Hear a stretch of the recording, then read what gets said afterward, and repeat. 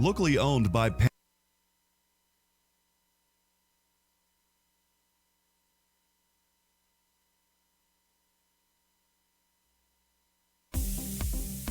Welcome to Eastview Patriot Football on SHN Sports, presented by Georgetown Jewelry. This season's broadcast coverage is made possible in part by College Street Cottages, Georgetown Jewelry, Georgetown Shirt Company, Glenn Patterson, Realtor, Grandin Dever Homes, Oak Ridge Disciple House, and Rob Hip Insurance. And now, on to the field with color analyst Michael Francis and the voice of the Patriots, Travis Banks.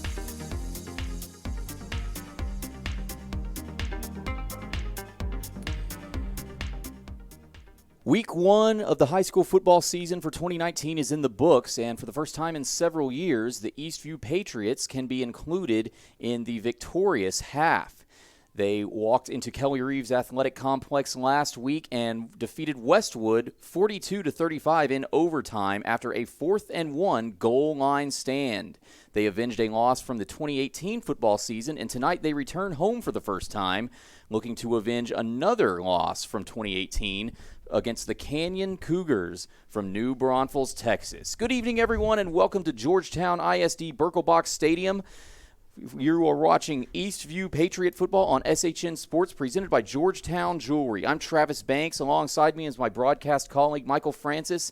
And Michael, a heck of a game by the Eastview Patriots last week. The new head coach, Jared Fekoch, has got this Eastview team rolling, and it's a completely different team from last year. Well, there's a lot of excitement that's definitely going on with Coach Fekoch and his coaching staff that is transcending down to his players, and they're buying into what his vision is for Eastview Patriot football, and that showed last week.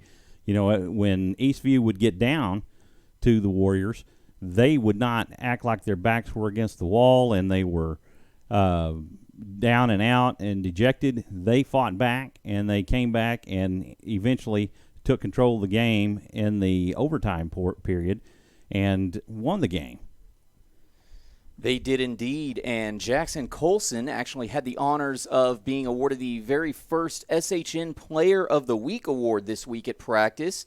You can go and view photos of that ceremony on Twitter at shnsports.com and check out these stats, Michael. Jackson Colson last week, 23 completions out of 29 attempts, 263 yards through the air, 6 touchdown passes, 0 interceptions. The only negative blip in that statistics sheet is a fumble that he lost, and that was the only turnover of the game for the Patriots. And that was early on in the contest, and they were able to take advantage of some miscues by Westwood and recovered a fumble of their own when they were threatening to score early on I believe that was in the first quarter. It was indeed, and also pretty much every Patriots player made a statement last week. Marion Brooks made a statement on the ground, 77 yards rushing in his debut as the running back for the Patriots on this varsity squad. How about Charles Ross, the wide receiver, 68 yards through the air, 2 touchdown catches. Barron as well, 2 touchdown catches through the air. Michael Sedgwick had a touchdown catch as well, as did Isaiah Quentin Jackson. So there were a lot of touchdown passes being distributed last week by Jackson Colson, and they're looking to keep that momentum rolling again this week against Canyon. Well, it'll be interesting to see how Coach Fekoch attacks his running game this week. You know, last week we saw Isaiah Quentin Jackson carrying more of the defensive load for the Patriots, and Marion Brooks getting more carries. So we'll look to see this week if it's going to be consistently the same, or Isaiah Quentin Jackson, who's really their premier running back, if he's going to get as more carries than he did last week. Exactly, and another big night here tonight. It is homecoming here for the Eastview Patriots.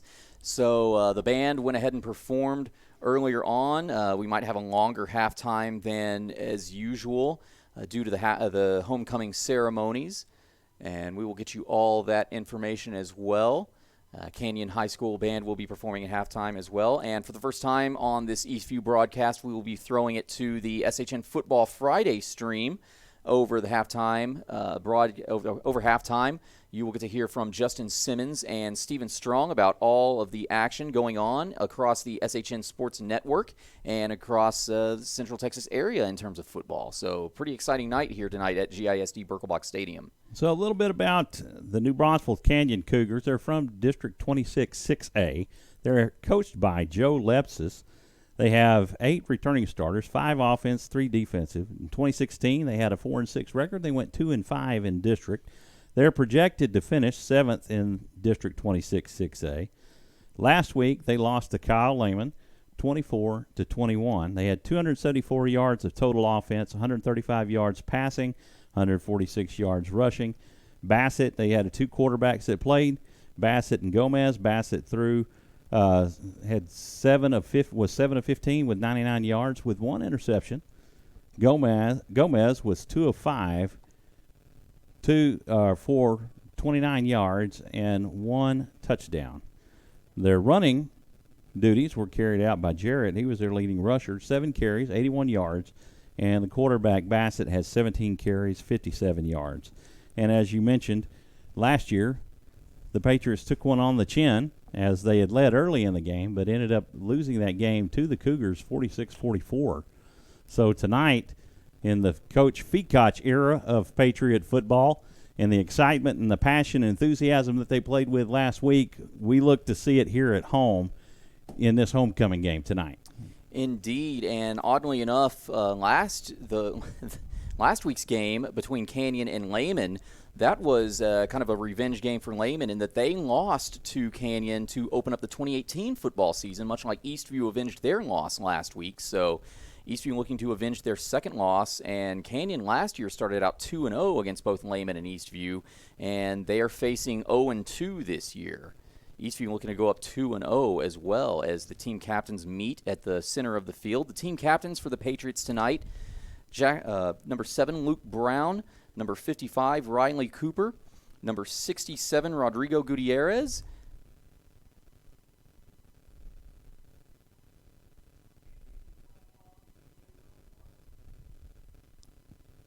and number 85, Jesse Gutierrez. The team captains for Canyon, number 55, Cade Stevens, number 14, Caden Holt, number 3, Tavion Facundo, and number 70, Will McCoon. So as a reminder, we'll remind you that we are not streaming video live. It's a UIL rule that we cannot stream live video on Friday nights. Typically around midnight is when we can release the video to go live, and we'll get that up and running just as soon as we can for you. Looking forward to a great game, Travis. Indeed, the home opener for the Eastview Patriots. It's a packed stadium, actually. The Eastview fans have turned out for this homecoming night. And Canyon's fan base traveling very well as well.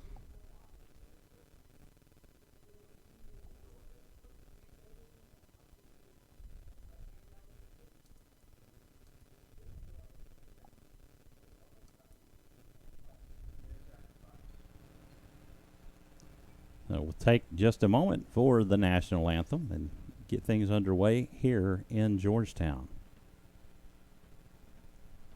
Please remain standing and direct your attention to the north end zone as the cadets from Liberty Battalion present the colors for tonight's game, accompanied by the Eastview Fife and Drum Corps.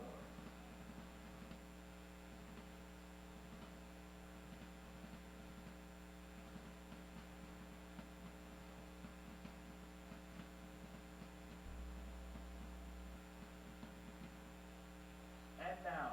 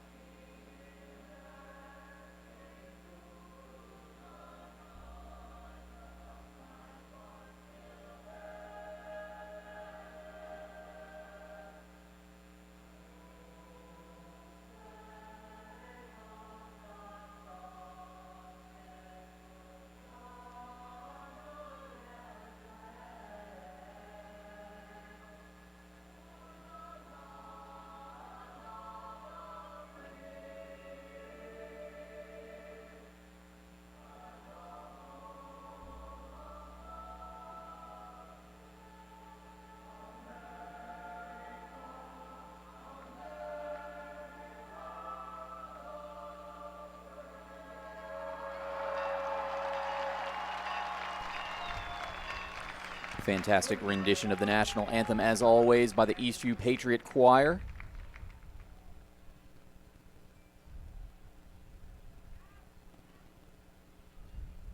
As the ROTC marches the colors off the field, along with the snare drum players. Eastview in their dark navy blue home unis. Canyon in their road whites, black pants with a red stripe down the side. It's going to be a great football game tonight, Travis. Looking forward to this game getting started and winning one for the home crowd here on a homecoming night. Now, homecoming brings a lot of distractions along with it, and as a player when I was in high school, I really didn't care for all the festivities that went on at halftime because it just kind of broke your rhythm. Of course, back then we didn't take as long a halftime as what they do now. Then it was like a 12-minute or a fifth quarter, so it was 12 minutes. Oh yeah. And now it's nearly 30 minutes for a halftime show. Well, social media has just changed the game, as well as broadcasts like ours. Everybody just has a chance to get their time in the spotlight, and why take that away? Yeah, we're about to get things underway here in Georgetown. Sun is set in the west, and it's going to be a good night. Yeah, in fact, the only 7:30 p.m. kickoff that we will be having all season starting next week. We will be back to the 7 p.m. kickoff schedule, and we will remain there for the rest of the season. I think they just moved this back just because of the homecoming festivities. That would be my assumption, at least. We'll have to talk to somebody high up within Eastview High School. And a special shout-out as well to Seth Sparks, who is helping us out in the broadcast booth tonight. Seth, a student at Southwestern University, just down the road here from GISD Birkelbach Stadium. Plays on the baseball team, and we're looking forward to having him work with SHN Sports here in the near future. And again, a special shout-out to our first quarter sponsor, Glenn Patterson Realtor.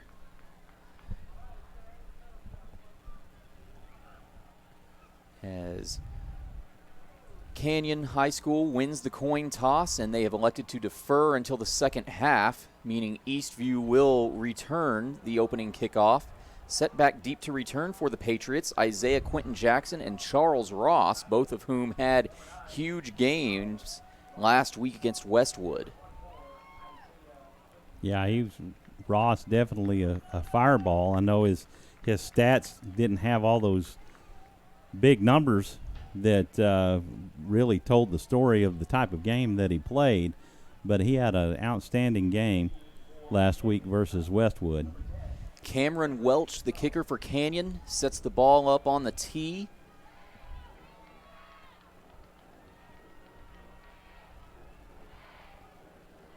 And we are underway here at GISD Stadium. It's a short kick returned by one of the upmen at the 20-yard line, and the upman makes it to the 30, past the 35-yard line. That's Cooper Namkin on the return for the Patriots, and he almost gets it to the 40-yard line before being brought down by the kicker, Cameron Welch.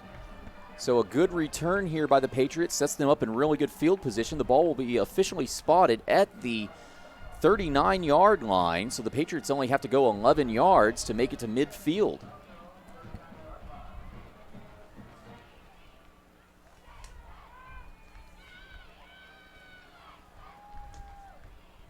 So 1st and 10, the Patriots come out in the shotgun formation. Jackson Colson takes the snap, drops back, and he's got a man on him. It's a screen pass. It's caught by Isaiah Quentin Jackson. Isaiah Quentin Jackson has a whole lot of room. He crosses midfield, makes it to the 40, to the 35 before being brought down. Isaiah Quentin Jackson tackled by Tavian Facundo of the Canyon Cougars. A great opening play for the Patriots.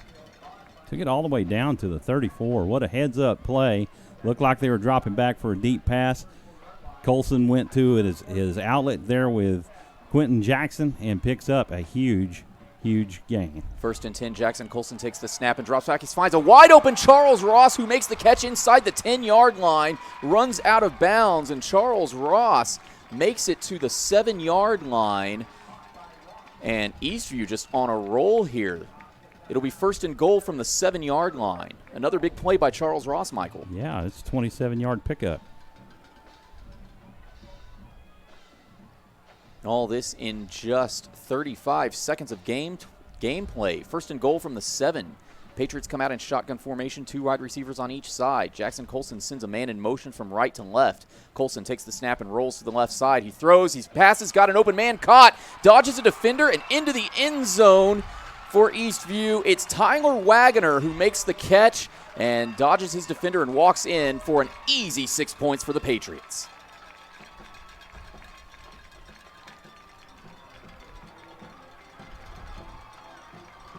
All it takes is 3 plays, and the Patriots into the end zone. They have come out on fire here tonight.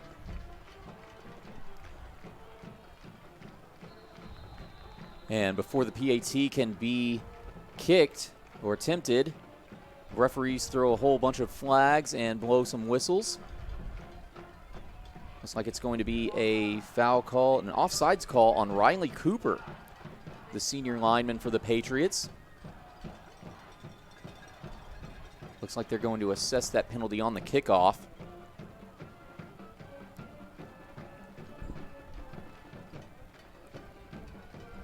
And we are still pending the PAT. The PAT kick is up, and it is good.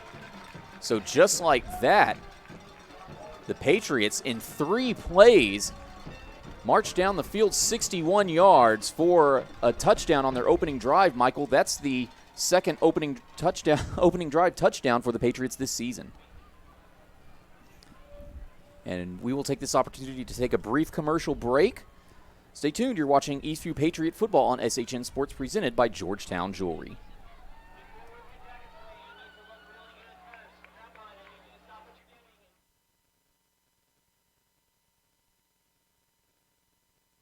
If you're looking to buy or sell a home or land in the Georgetown area, call Glenn Patterson Realtor. As a 3rd-generation resident of Williamson County, his knowledge will assure you will receive the best price for your purchase or sell. Don't wait. Contact Glenn today at PattersonPropertiesTX.com.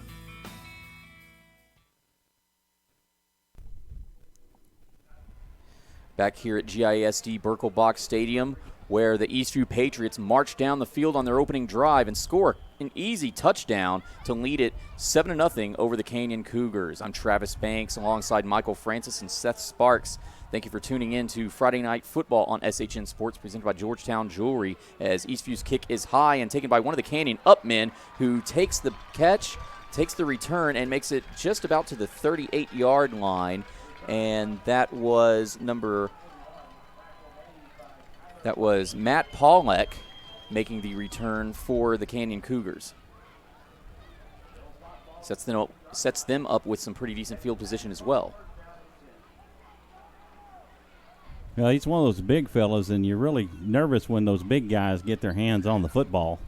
But they have him playing there in that middle area, so he obviously has good hands. So Dallas Gomez making the start at quarterback for the Canyon Cougars. Canyon comes out in a shotgun formation.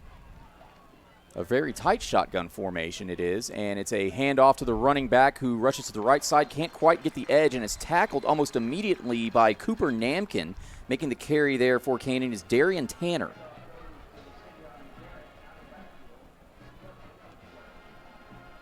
Making the carry there for Canyon was Savion Jarrett, starting running back. So that'll bring up 2nd down and 8 from the 40-yard line for Canyon. Again, the tight shotgun formation, one wide receiver on the left side, running back on the left side as well. Called by Canyon. Canyon obviously didn't like what they saw there, and they're going to go ahead and talk things over with their head coach, Joe Lepsis. So defensive coordinator Corey McCombs giving Gomez a look that he didn't really care for.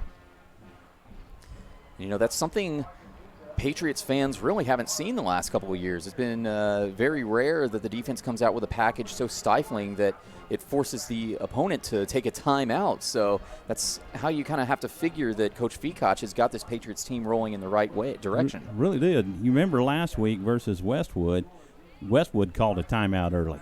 They did. Just over that very same thing. So it's giving some defensive looks that teams aren't used to seeing. And it's kind of mirroring what happened last week. But Gomez and Jarrett are definitely not the passers that R.J. Martinez was for the Warriors last week. Oh, how about Nate Anderson, the Westwood running back, rushing for over 100 yards on this Patriots defense? And you know they're looking to prevent something like that from happening again this week. 2nd down and 8 from the 40-yard line for Canyon.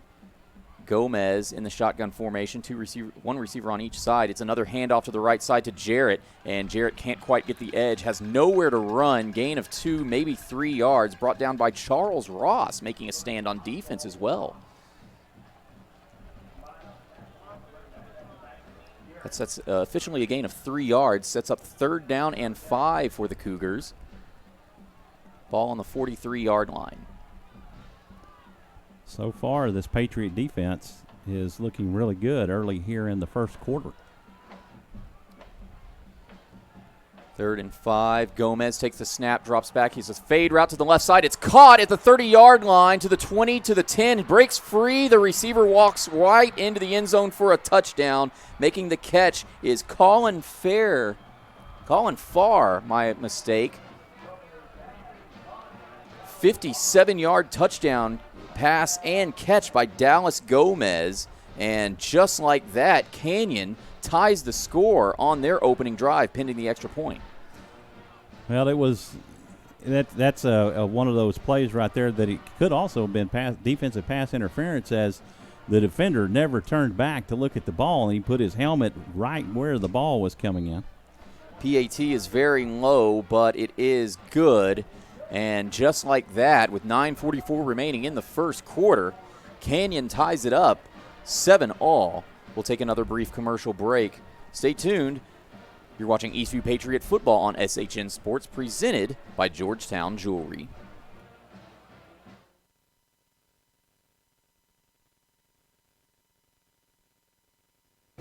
2019 high school football on SHN Sports is proudly presented by Georgetown Jewelry. Georgetown Jewelry is your trusted local jewelry store, family owned and operated since 2013. Whether you desire a one-of-a-kind custom piece or want to enjoy browsing our inventory of both unique and traditional jewelry and watches, stop by and see us at Georgetown Jewelry. We also specialize in jewelry repair and appraisals. For more information, please visit Georgetown Jewelry, located in the Williamsburg Village Shopping Center in Georgetown, or online at georgetownjewelry.com.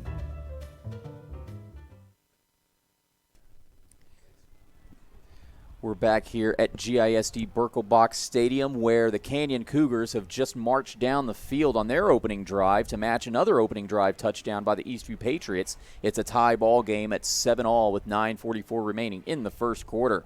Thank you very much for tuning into Eastview Patriot Football on SHN Sports, presented by Georgetown Jewelry. I'm Travis Banks alongside Michael Francis and Seth Sparks. And another shout out to our first quarter sponsor, Glenn Patterson Realtor. Thank you for all you do with your sponsorship of SHN. We couldn't put on these broadcasts without you, Glenn.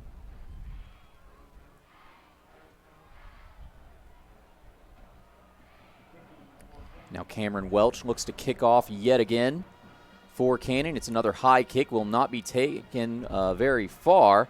Charles Ross makes the return at the 20-yard line. He's able to make it to the 30-yard line before being brought down by a gang of Canyon Cougars. So it'll be somewhat decent field position for the Patriots as they start their second drive of the evening. Ball will be spotted at the 30-yard line. And if you're just tuning in, Eastview took only 3 plays to score on their opening drive. However, it took about just as long for Canyon to waltz down the field on a 57-yard pass play by the Cougars. And now Eastview looks to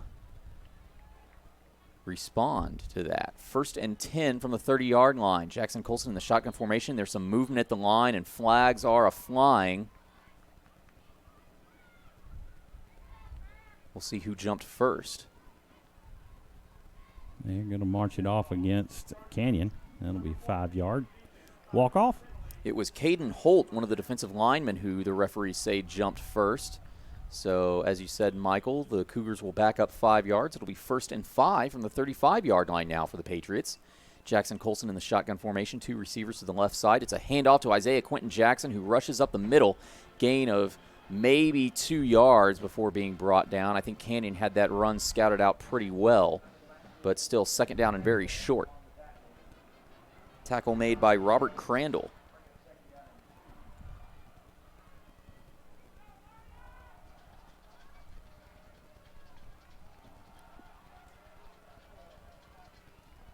Second down and 2 from the 38-yard line. So officially a gain of 3 on that last play. Jackson Colson takes the snap, rolls out to the left side, throws, has a man caught.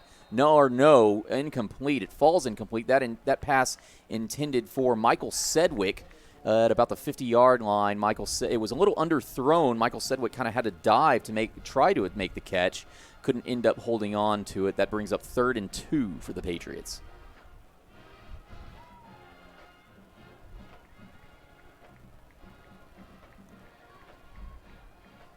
Third and 2, ball on the 38-yard line. Colson in the shotgun formation, 2 receivers to his left. He sends Charles Ross in motion from right to left. It's a handoff to Charles Ross. It's a sweep. Ross running for the first down, and he might have it. We'll see what the referees have to say.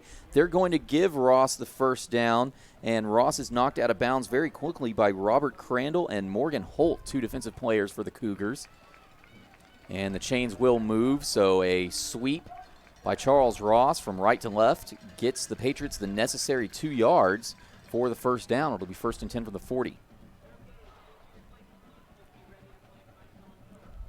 Yeah, good heads-up play, getting that edge and even sticking that ball out over the yard to gain, and which is dangerous to do that. 1st and 10, it's a hand off to the running back who rushes up the middle. I believe a Marion Brooks Jackson substituted in. We'll wait and see when we can see the numbers. It is is a Marion Brooks, yes. I, like you, saw that 4 and was thinking the same thing that from last week. It was hard to pick those numbers up. Yeah. Well, now Coach Feacock is substituting these running backs in and out as Brooks subs out and Quentin Jackson checks in. 2nd down and 8, ball on the 42-yard line now.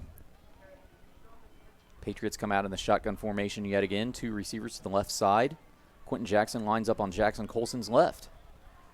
Colson takes the snap, drops back, and can't find a man. Throws over the middle and just barely incomplete through the hands, I should say, of Jeremiah Barron. Pass falls incomplete.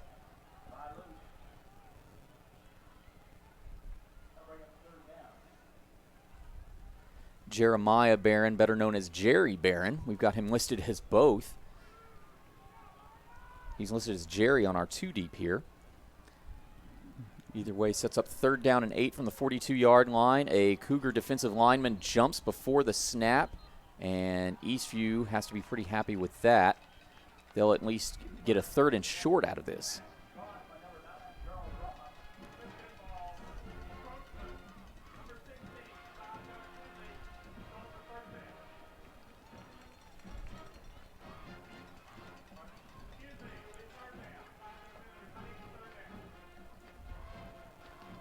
That'll make that penalty on Canyon will make it 3rd and 3 from the 45-yard line, or I'm sorry, the 47-yard line for the Patriots. They needed to make it to the 50-yard line to get the first down. Shotgun formation, 2 receivers on the left side. Colson in the shotgun formation. Isaiah Quentin Jackson is to his left. I'm sorry, that's a Marion Brooks who is subbed back into the game.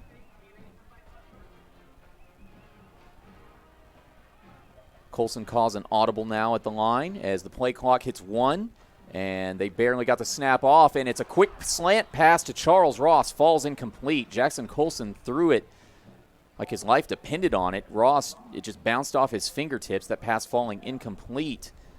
And Eastview should be forced into a punting situation here.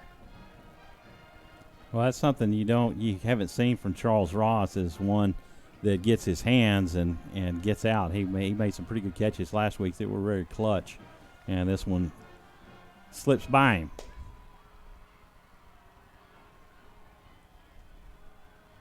And the Patriots are actually going to go for it here rather than choose to punt the ball away. So that'll be 4th and 3 from the 47-yard line. And it looks like Coach Feacock is going to call a timeout and talk things over with his team.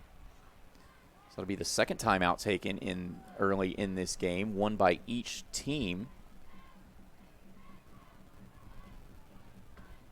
Both Canyon and Eastview have used an allotted timeout. 7:16 remaining here in the first quarter. Game is tied up at 7-all. Again, we thank you for tuning in to Eastview Patriot Football on SHN Sports, presented by Georgetown Jewelry. I'm Travis Banks, joined alongside Michael Francis and Seth Sparks.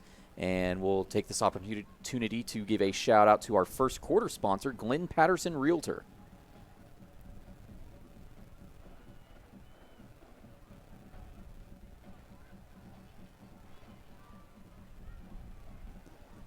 As both teams make their way back out to the field. And it looks like Colson is dropped back for a punt. Patriots decided to just punt the ball away rather than risk going for it and giving Canyon exceptionally good field position on the Patriots side of the field.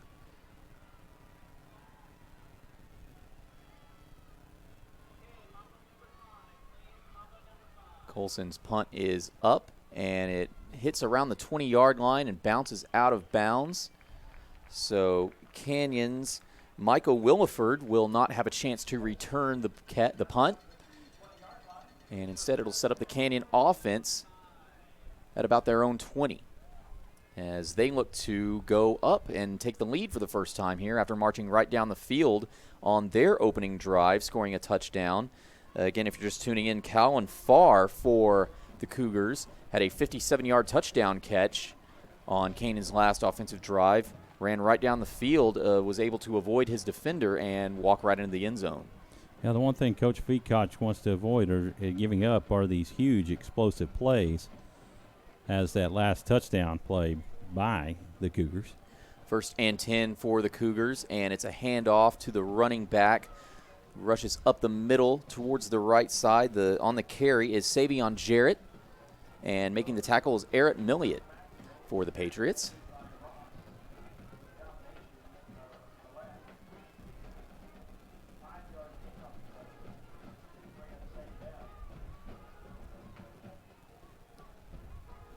Brings up a 2nd down and 6, ball on the 24-yard line for Canyon. Dallas Gomez in the shotgun formation, 2 wide receivers to his right side.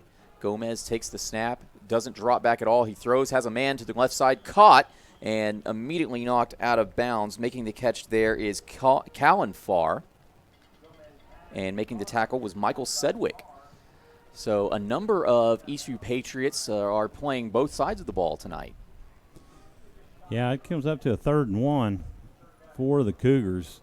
And again, Les Westwood took advantage last week, throwing out to the flats and slants. Gomez took advantage of one of those same type of plays out in the flats. 3rd down and 1. It's a handoff to Jarrett, who has nowhere to go. Actually lost a yard on the play. And Brandon Hernandez making the tackle on that play for the Patriots. And my mistake, that was Michael Williford on the carry for Canyon. Either way, as you said, Michael, it results in a loss of yardage and brings up a punting situation for Canyon. I'd say that's pretty close to 3rd and 3 or 4th and 3. So kind of in between yardage there. Yeah, Cameron Welch out to punt the ball away for Canyon, and back deep to return for the Patriots at about the 40-yard line is Isaiah Quentin Jackson. Welch's punt is up, and Quentin Jackson, it floats over the head of Quentin Jackson and rolls out of bounds between the 20 and the 25-yard line. So Quentin Jackson will not have an opportunity to make a return. But after 2 opening drive touchdowns by both teams, we get 2 punts in a row now.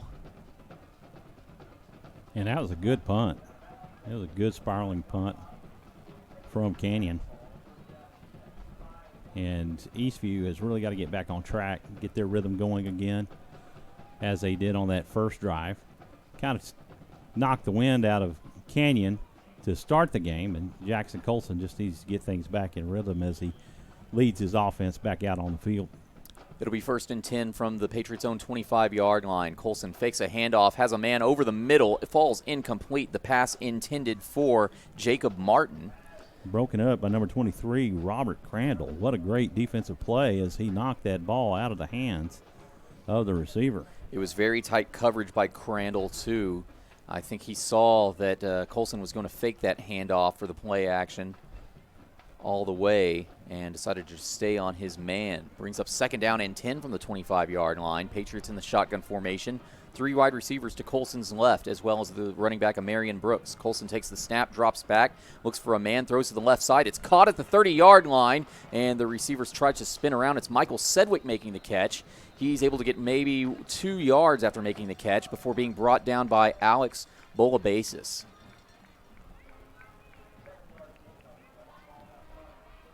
Brings up 3rd down and 3 from the Patriots' own 32-yard line as the clock continues to tick. Just a little over 5 minutes remaining here in the first quarter. The score tied at 7-all. Patriots hurrying up just a little bit. On 3rd down, Colson takes the snap, rolls out to the right side, and he's under pressure. He throws the ball to Charles Ross to the right side, but it's underthrown just slightly. Charles Ross unable to make the catch. It bounces off of his fingertips, and that brings up another 4th down for the Patriots offense. It was a low pass, but it did hit the hands of Charles Ross. And when you're in a 4th or a 3rd down situation like that, you've got to make that catch. Well, Jackson Colson was under immense pressure there as well. Just unable to get the blocks that he needed to roll out and properly make that throw on the run. So it brings up a punting situation for the Patriots. Back to return for the Cougars is Michael Williford. Jackson Colson will be punting the ball away. Colson takes the punt, and it's a great punt. And Williford's going to call for the fair catch. It takes a Patriots bounce from the 30-yard line and rolls all the way to about the 21-yard line. So a great punt by Jackson Colson sets up Canyon in just about similar position to what they had on their last drive. Well, they got 4 minutes and 46 seconds left in this first quarter to take it down to the other end. Eastview definitely wants to stop those plans. And so far, the defenses are standing up other than the first drives for each team. I tell you, after these first 2 drives, we thought we were going to be looking at the 46-44 shootout that we had last year down in New Braunfels. But so far, it's been a pretty defensive game for the last 6 or so minutes of game time. 1st and 10 from the 21 here for the Canyon Cougars. Dallas Gomez comes out in the shotgun formation with 3 wide receivers on his right side. Jarrett Innett running back for Canyon. Gomez takes the snap and is under pressure. A late flag comes out.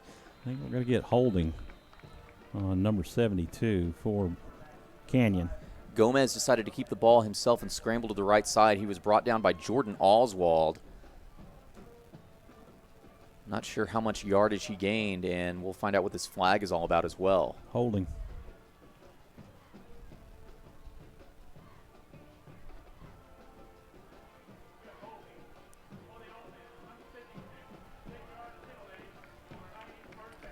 So they're going to call holding on number 66, Blaine Nichols of the offensive line.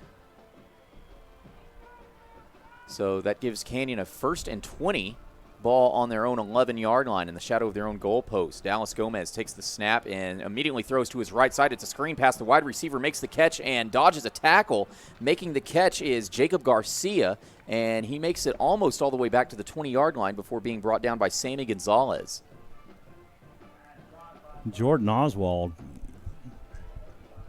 is regretting that because if he would have just wrapped him up, he would have dropped him back for a loss, and instead he ends up making a pretty good gain and brings it to 2nd and 13. So 2nd down and 12, ball on the 19-yard line, and officially a gain of 8 yards on that last play. The clock continues to tick, just under 4 minutes here in the Glenn Patterson Realtor first quarter. Dallas Gomez takes the snap. Doesn't move around that much. He throws over the middle. The ball sails over the head of the intended wide receiver, Jacob Garcia, who was double covered on that play. He was looking for a pass interference call, but the ref was right there with him and had a no call on it, and I think that was the right call. Jordan Oswald and Logan Williams were both Cooper Namkin and Jordan Oswald were the two defenders who were covering Garcia on that play. And yeah, they were really tight, but the referees didn't throw a flag, so they didn't see anything penalty worthy. Brings up 3rd down and 13, ball on the 18-yard line for Canyon. Gomez takes the snap and rolls out to the left side and hit as he throws, and coaches are thinking it's a fumble. Everybody's thinking it's a fumble. We'll see what the referees rule. The Patriots say they have that, and it is Patriots ball. Patriots recover the fumble. Isaiah Quentin Jackson is the player. Did Isaiah Quentin Jackson recover the fumble, or did he make that hit? I think he made the hit. He made the hit. Okay. Because he was on the right edge, and he went in untouched. And just as Gomez was getting ready to pass the ball, Quentin Jackson comes in and hits his arm and knocks the ball out and turns it over. So that will go down as officially a fumble for Dallas Gomez, and sets up a 1st and 10 from the Patriots on the Canyon 18. Jackson Colson takes the snap and hands the ball off to Amarian Brooks, who rushes up the middle. A flag comes out, however. Looks to be a holding call. We'll wait and see what the referees rule on that, but a huge run by Amarian Brooks, who gets the Patriots closer to the 10-yard line. Yeah, right there in the big middle when that flag comes out, you know it's going to be holding.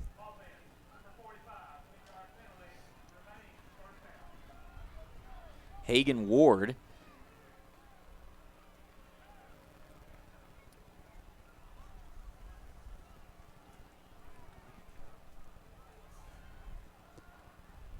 Again, we'd like to take this opportunity to thank Glenn Patterson Realtor for your sponsorship of Georgetown Eastview Patriot football.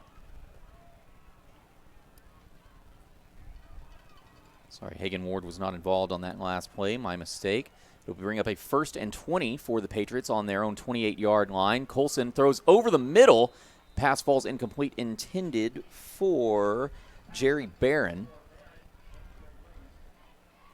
Barron well covered on that play. Brings up 2nd down and very long for the Patriots now.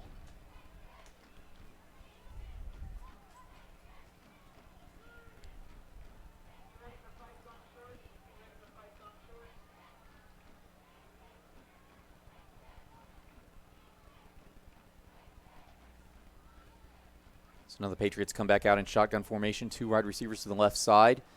Colson sends Ross in motion from right to left. Colson drops back. It's another screen pass. It's caught by Amarian Brooks, and Brooks has some room on the right sideline.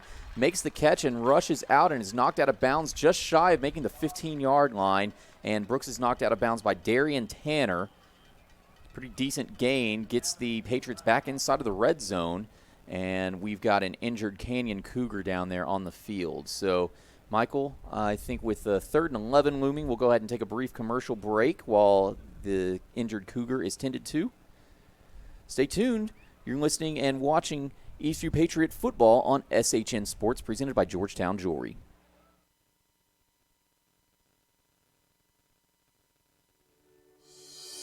Jimmy Jacobs' reputation for building beautiful custom homes in Central Texas speaks for itself. For over 30 years, he has been behind some of the most successful and sought-after new home developments in Georgetown. Grand Endeavor Homes represents a new era of elegant custom home building. Now joined by his son, Justin Jacobs, Jimmy has launched Grand Endeavor Homes to continue his legacy and reputation for custom homes in Georgetown and the surrounding areas. Visit GrandEndeavorHomes.com for details and directions to the model home.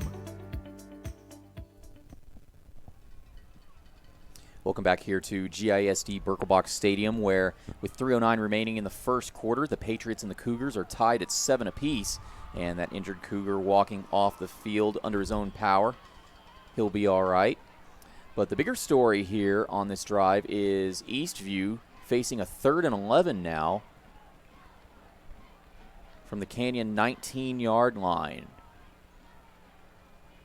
As the clock continues to tick now, just under 3 minutes to go here in the Glenn Patterson Realtor first quarter. And the Patriots taking their time to get set up. 20 seconds remaining on the play clock. Colson in the shotgun formation, 3 receivers to his left. Colson takes the snap and throws immediately to the right side. He's got Charles Ross on a slant. Charles Ross is tackled inside the 5-yard line by Wesley Crandall, but that's more than enough for a Patriot first down. That'd be a 1st and goal. A huge 1st and goal, that is, Michael. Ross is ruled down at the 3-yard line, so it'll be a 1st and goal from the 3.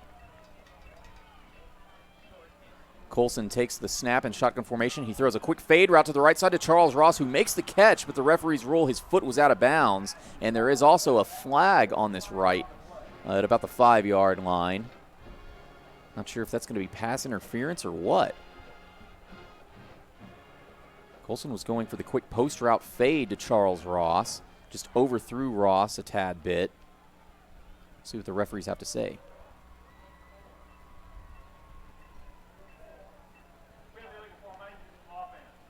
Illegal formation on the Patriots, so that'll set them back. Looks to be of the about the 10-yard variety. So 1st and goal from the 3 will become 1st and goal from the 13. Sorry, that's just a 5-yard penalty. So it'll be 1st and goal from the 8. So the Patriots at least still have a shot. And they come out in a shotgun formation, 3 receivers to Colson's left side. Colson takes the snap and throws the same post fade to Charles Ross, and Ross makes the catch, but he's knocked out of bounds and his feet can't land inbounds. Just terrific coverage by Canyon. Well, I think they would have ruled that a touchdown had Ross been able to hang on to the ball, Travis, because the defender actually threw him out of bounds. And they are going to indeed call pass interference on Wesley Crandall, the defender who was covering Charles Ross, and Ross is dancing around at the 10-yard line. He's really happy about that call. Isaiah Quentin Jackson will stay in at running back as a number of Patriots wide receivers sub in and out. Actually, both Brooks and Quentin Jackson are in at running back now for the Patriots. Ross is wide receiver on the right side, and Colson telling him to take a step back. Colson hands the ball off to Brooks, and Brooks rushes right into the end zone, picking up some great blocks, and it's 6 points for the Patriots. Touchdown to Marion Brooks. That's officially a 2-yard touchdown score.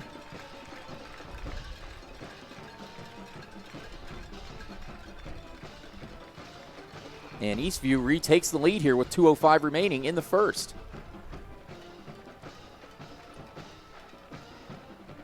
Jose Rodriguez, the kicker, out to attempt the PAT for the Patriots. Rodriguez's kick is up, and it is good. So just like that, Eastview reclaims the lead with 2:05 remaining in the first quarter. Eastview leads at 14-7 over Canyon. We're going to take another brief commercial break. Stay tuned. You're watching Eastview Patriot Football on SHN Sports, presented by Georgetown Jewelry.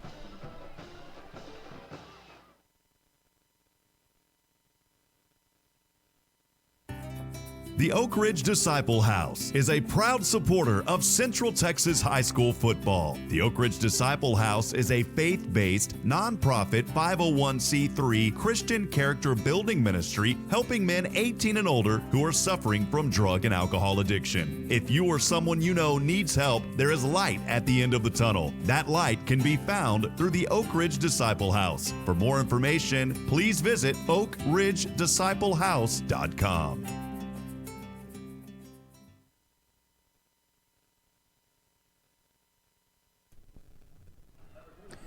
We're back here at Georgetown ISD Stadium, where the Eastview Patriots have just retaken the lead over the Canyon Cougars, 14-7 with 2:05 remaining here in the first quarter. Thanks for tuning in to Eastview Patriot Football on SHN Sports, presented by Georgetown Jewelry. I'm Travis Banks alongside Michael Francis and Seth Sparks.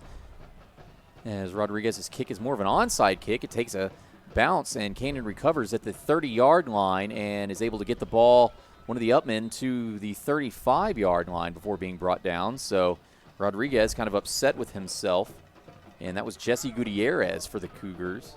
Or I'm sorry, Jesse Gutierrez for the Patriots making the tackle there.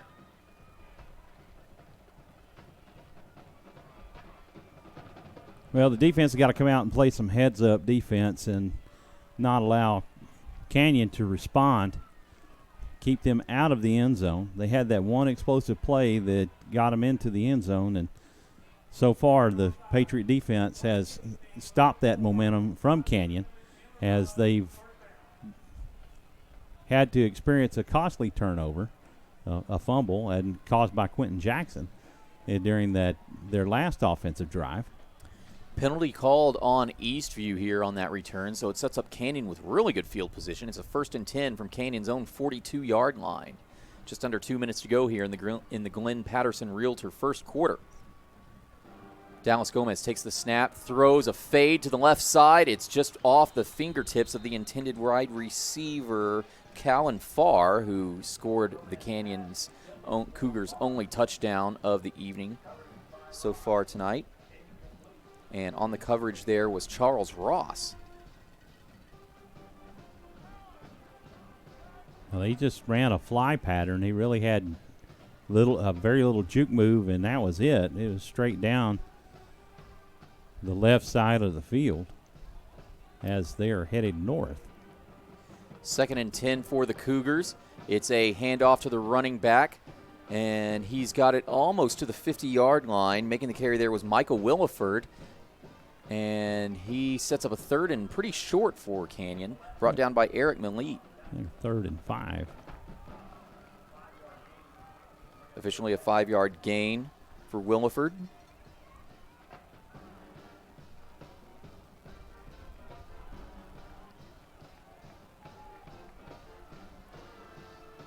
Third down and 5. Gomez takes the snap and rolls out to the right side, and he decides to keep the ball himself. He can't quite get it to the first down marker. In fact, he's a couple of yards away. Had an open hole, but couldn't make it thanks to Thomas Thornburg making the tackle. That was a heck of a tackle. Good stuff by Thornburg to shut Gomez down. And now Canyon, on 4th and 3, they're going to go for it at their own 49-yard line. Canyon's in the shotgun formation. 2 running backs out there, 2 wide receivers to the left side. Dallas Gomez, the quarterback, takes the snap and immediately passes. It's a wide receiver screen to the left side, caught, but not enough for the first down. Making the catch was Corey Moose. And Eastview's defense stands. Moose is a yard short, so it'll be a turnover on downs for Canyon. Eastview will take possession at the Canyon 49-yard line. And that's exactly what Eastview had to do, Travis. A great defensive stand. They're starting to get a little bit of momentum in that drive, and then they come with a 4th and 3, and Eastview stymies. They shut him down and get the opportunity to go back the other direction with Jackson Colson at the helm. With 33 seconds left, if they can make a quick strike, but it's just going into the second quarter. This first quarter seems like it's lasted quite a while, hasn't it, Travis? Exactly. It's about 45 minutes now. It's about 8:17 p.m. here in Georgetown, Texas. 1st and 10 from the Canyon 49-yard line. Jackson Colson takes the snap and rolls out to the left side, throws to the left, has a man. Well, doesn't have a man actually anymore, like he threw it away. Colson was under immense pressure. I thought he had a chance at hitting Michael Sedgwick there at the sideline, but Colson wisely deciding to throw it away rather than risk an interception, making a bad throw.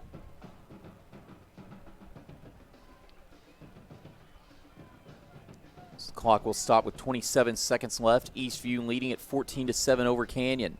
2nd and 10, ball on the 49-yard line. Colson takes the snap and hands the ball off to Brooks. And Brooks gets a little bit of a push from his lineman and ends up getting about 4 yards on that play before being brought down by Garrett Thiel, one of the linebackers for Canyon. The good thing about Brooks is he just kept his legs driving and never stopped, and able to pick up some good positive yardage on that 3rd down play. And they're just going to let the clock run out. And that will end the Glenn Patterson Realtor first quarter. And with that, we'll go ahead and take a brief commercial break. Stay tuned. At the end of one, we've got a good one here in GISD Stadium, Birkelbach Field. The Patriots lead at 14-7 over the Canyon Cougars. Stay tuned. You're watching Eastview Patriot Football on SHN Sports, presented by Georgetown Jewelry. If you or your family couldn't work for 6 to 12 months due to a serious illness or major accident, how would that affect you or your family financially? Hi friends, I'm Rob Hipp. I offer products that can help during the tough and unforeseen times. For more information, please call me directly at 512-522-9105. Again, that number is 512-522-9105.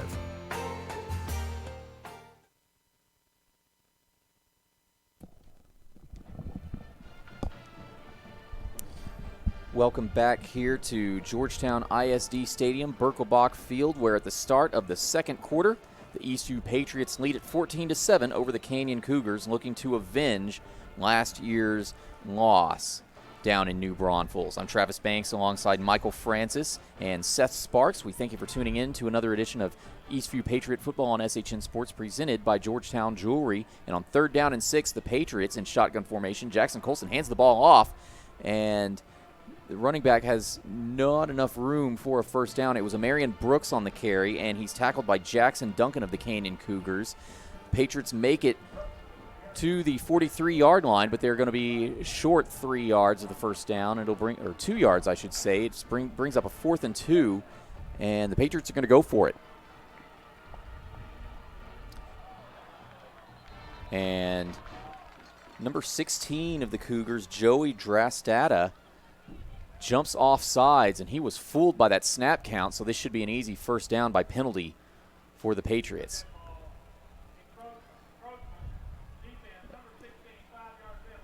Officially encroachment, so that'll be a first down for the Patriots, and what a lucky break they got there.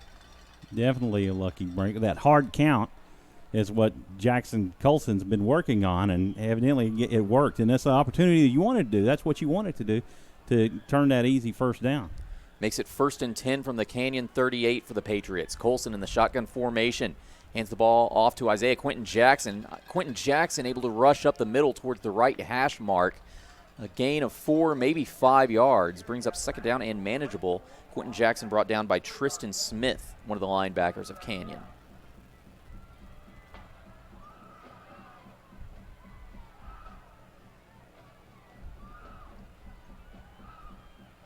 Officially a 3-yard gain, brings up second down and 7 for the Patriots. Ball on the 35-yard line. Colson takes the snap and rolls out to the left side. He's got an open Michael Sedgwick. Michael Sedgwick makes the catch at the 30-yard line.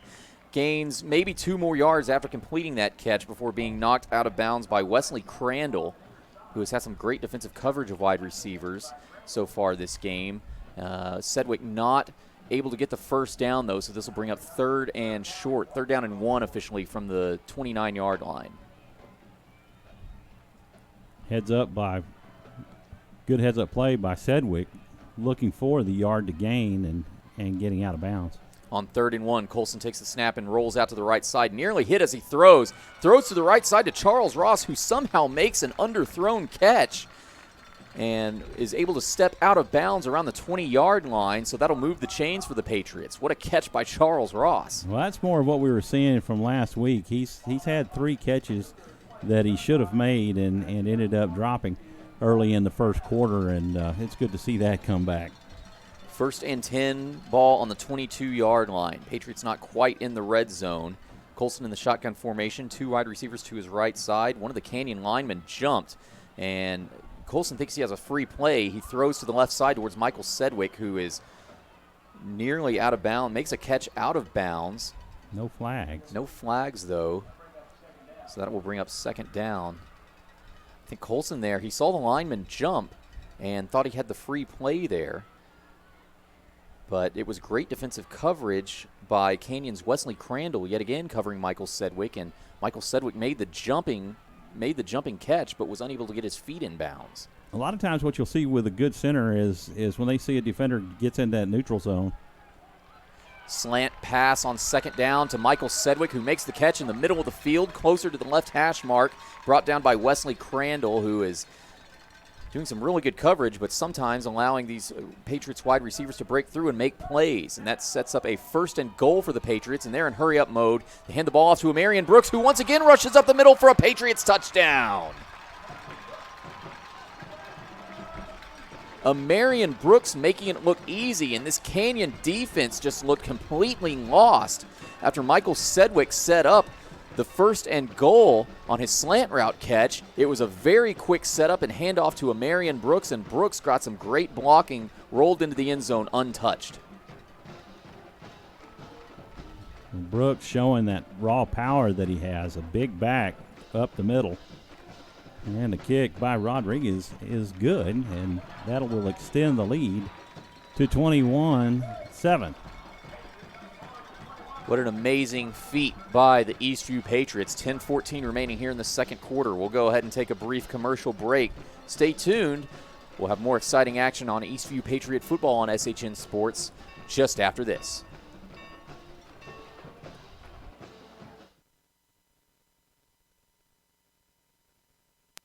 Locally owned by Pam and Al Bartschmid, College Street Cottages is proud to offer vacation rentals in beautiful and historic Georgetown, Texas. With premium amenities and comfortably sized spaces, our cottages provide the best accommodations that Georgetown has to offer. All of the remodeled 1940s cottages include complete use of the entire house and yard, fenced backyard with seating, eating area, and a barbecue grill, convenient parking in front, and detached garages.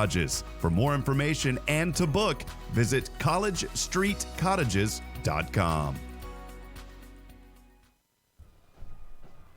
Welcome back here to Georgetown ISD Stadium, Birkelbach Field, where the Eastview Patriots have just taken a 2-score lead over the Canyon Cougars, 21-7, after a 6-yard touchdown run by Amarian Brooks. Amarian Brooks' 2nd touchdown run of the evening. You're watching Eastview Patriot football on SHN Sports, presented by Georgetown Jewelry. I'm Travis Banks, joined alongside Michael Francis and Seth Sparks, and a shout-out to our sponsor of the second quarter, Courtney Home Inspections. Thank you, Courtney Home Inspections, for making this broadcast possible.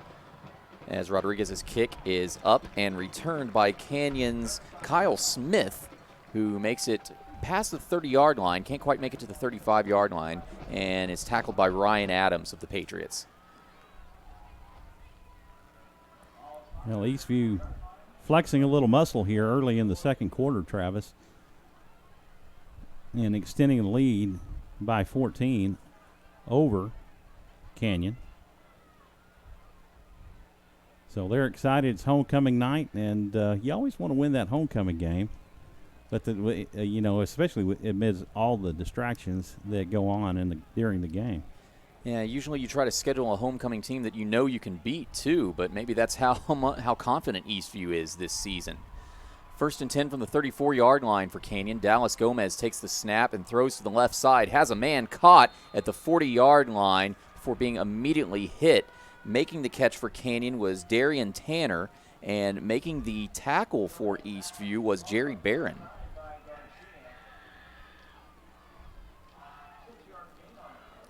Six-yard gain for the Cougars. Brings up 2nd down and 4 from their own 40-yard line. And Gomez comes out in the pistol formation now. One wide receiver on each side. Gomez takes the snap and throws to the right side. Has a man, bounces off his fingertips, falls incomplete. That pass intended for Callan Farr.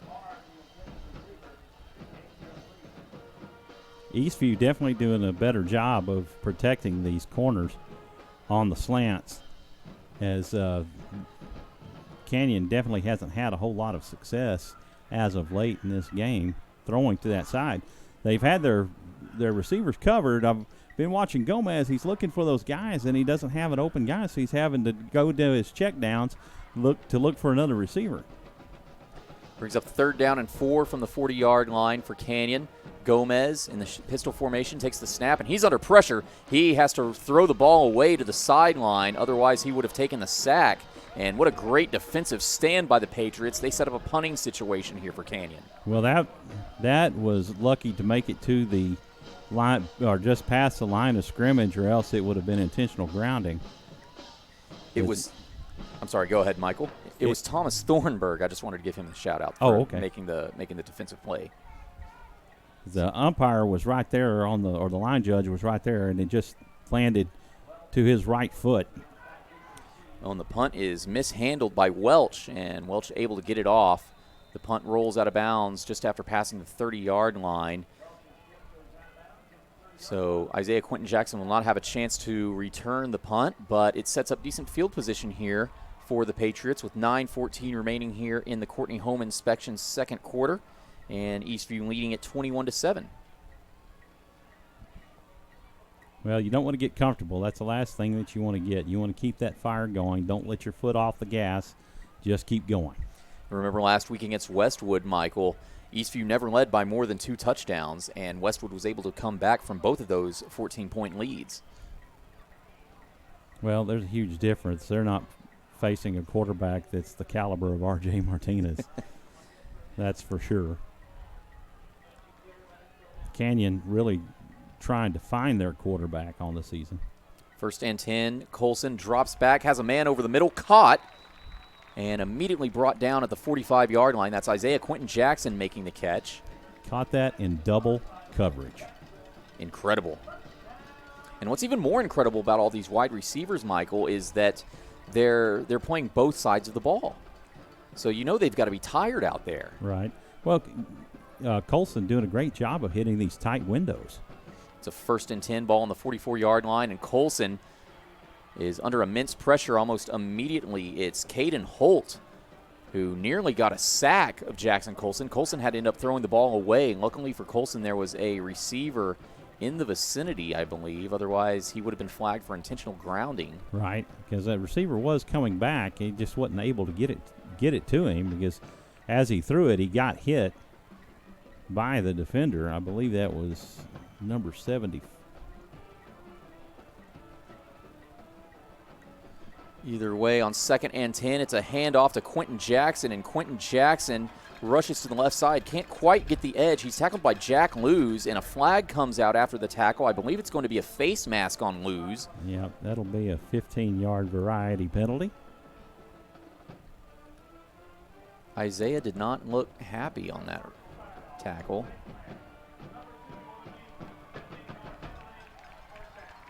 Jack Lewis called for the infraction. That'll be a 15-yard walk-off. That puts the Patriots deep into Canyon territory. Ball will be spotted at the 37-yard line. So they cross over midfield now, and it's 1st and 10. Colson in a pistol formation. 3 receivers to his right side. Colson takes the snap and hands the ball off to the running back, and the running back, it's a Marion Brooks, has some space. He picks up a 1st down, maybe a yard more before being brought down by Jack Lewis, but another great run by a Marion Brooks. Another one right up the middle, and that's where they've been weak all night long in that Canyon defense. And just a little quick cuts by Brooks, and he's made some big yardage and a couple of scores out of that. Moves the chains, 1st and 10 from the 27-yard line. Colson on 1st down, takes the snap, rolls out to the left side, has a man intended. It's thrown incomplete. Pass intended for Jacob Martin, and on the coverage for the Cougars was Jackson Duncan and Robert Crandall. Great defensive stand by Canyon, something that they haven't had in quite some time. Brings up 2nd and 10 for Eastview. Ball on the 27.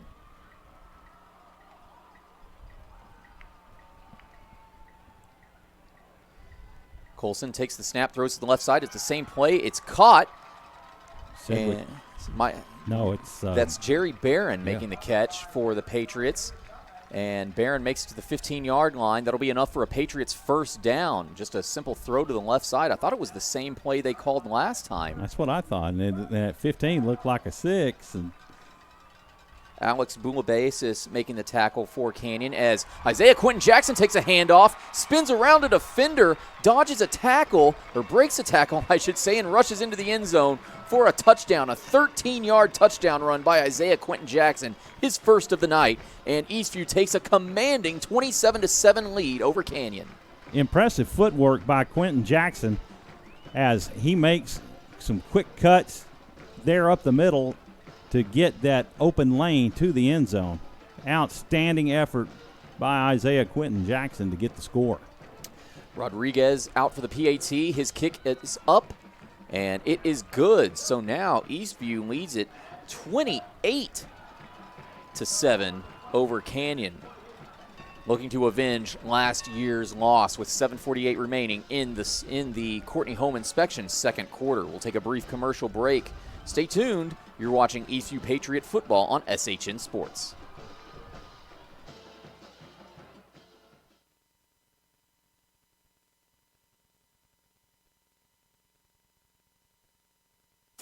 Central Texas High School football on SHN Sports is made possible by Georgetown and Austin Shirt Company. 3 words describe Georgetown and Austin Shirt Company: simple, reliable, and awesome. We support our community. From screen printing and embroidery to promotional products, Georgetown and Austin Shirt Company helps put your brand on your business. Get started on your project today by getting a quick and easy quote online at GeorgetownShirtCompany.com.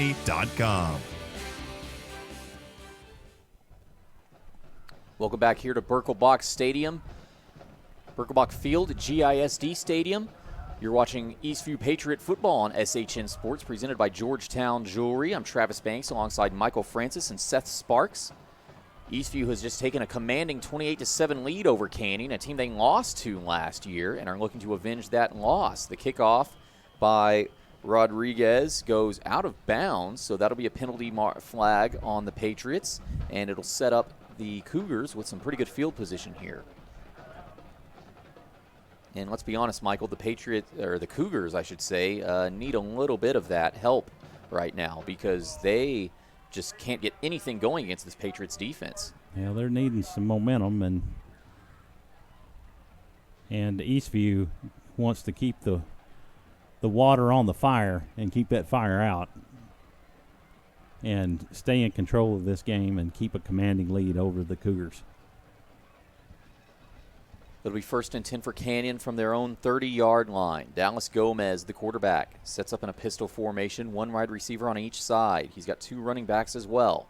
Gomez takes the snap and throws to the left side, or throws to the right side, I should say, Doesn't matter as it falls incomplete. The pass intended for Callan Farr and broken up by Charles Ross, who is just Michael, it's funny. We nominated Charles Ross for the SHN Player of the Game last week and ended up getting convinced that Jackson Colson should have gotten the award. But I think Ross is I think Ross somehow found out about that, and he's trying to make a statement to get that award this week. Well, he made a handful of pass breakups last week, and he's showing the same flash on defense this week. On 2nd and 10, ball is handed off, and the Cougars make a great rush and pick up a first down, their first down in quite some time. Savion Jarrett is the back that was on the carry there for Canyon, and he's brought down by Thomas Thornburg, who's made some great defensive plays tonight as well. Sets up a 1st and 10 for Canyon from the 41-yard line, officially an 11-yard run for Savion Jarrett. Gomez takes the snap and hands the ball off to Jarrett yet again, and Jarrett rushes to the right side. Can't quite get the edge, but he gains 5, maybe 6 yards on that carry. Brings up 2nd down. Jarrett brought down by Jordan Oswald. And just an aggressive push by Savion Jarrett there, picking up some great blocks.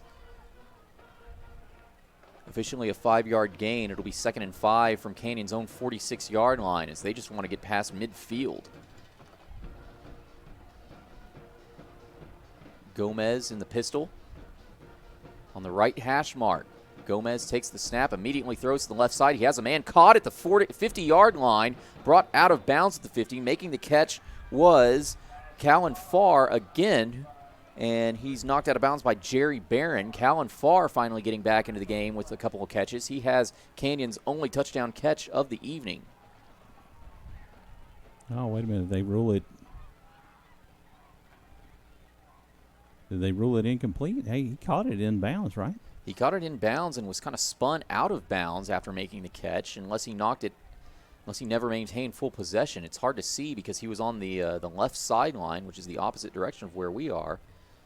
There's a late flag at the 45-yard line. I missed that.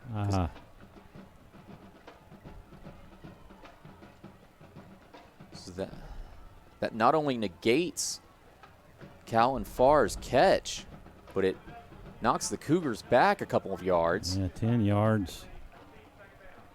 Or was it? No, 5 yards. Okay. So it's going to be second down and 10. Yeah, they're just going to repeat the second down here. And Canyon, geez, just when things are looking good for them, and things are trending in a positive direction, they end up shooting themselves in the foot. Right, because that even fooled me. I didn't even catch the ineligible receiver downfield and started to change the down and distance. On second down, Gomez throws to the left side, cannot complete it to his man. It falls incomplete. On the coverage was Charles Ross. The pass intended for Callan Farr yet again. And Gomez just kind of overthrew Callan Farr on that play. Well, it was a great effort by Farr as he dove, attempting to make the catch, but it was just about a foot off his fingertips. But great, outstanding effort on the play. Brings up a 3rd and 10 for Canyon from their own 41-yard line. They need to make it to the 51-yard or the 49-yard line of Eastview. I'm sorry. I did that last year. I'm glad I'm not the only one. Still working off those off-season, all that off-season rust is on 3rd down. The pass falls incomplete. Pass from Gomez intended for Jacob Garcia. Jordan Oswald on the coverage for the Patriots. Well, the Patriots defense holds again, and 4th and 10 for the Cougars. So it's definitely a punting situation right here for the Cougars with 5:59 left in the second quarter. And the Courtney home inspection, second quarter. And it will be Cameron Welch out to punt. Eastview sends Charles Ross and Isaiah Quentin Jackson out deep to return, and it will be punted towards Ross's direction. Ross calls for the fair catch and makes that catch at the 20-yard line. So fairly decent field position for the Patriots here on yet another offensive drive, and they're looking to just bump up that score just a little bit more. They currently lead 28-7. Well, they've controlled this game beyond the second drive or the third drive of the Cougars, and they've just really shut them down and have taken control and extended their lead by 21 points. And when I was in high school playing, this is what our coach called a perfect game, when you got 28, because that showed you got a touchdown each quarter. 1st and 10. It's a pass completed to Charles Ross on the right side for a first down and a whole lot more. Charles Ross is knocked out of bounds about the 40-yard line and knocked out of bounds by Darian Tanner of the Cougars, and that's more than enough to move the chains for Eastview. Tell you what, Michael, Coach Fekoch is trying to turn Jackson Colson into a bit of a mobile quarterback as he's throwing on the run a lot of the time, and he's doing it again here on first down as he throws to the left side. That pass is caught by Michael Sedgwick at about the 50-yard line, and it's more than enough for another Eastview first down. Well, I am really impressed with Jackson Colson and the way he sees the field. He feels the pressure coming from the defenders, is smart getting rid of the ball.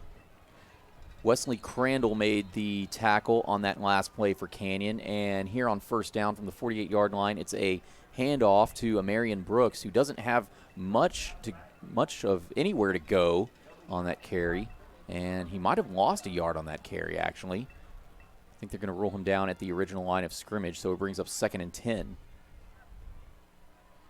Colson now from the shotgun formation. It's another handoff to Brooks, and Brooks rushes to the right side, has the edge, and is tackled by Robert Crandall of the Cougars, and Crandall just held on for dear life. He grabbed a hold of Brooks' leg and just would not let go. Gain of 2 brings up 3rd down and 8 from the Canyon 46-yard line for Eastview.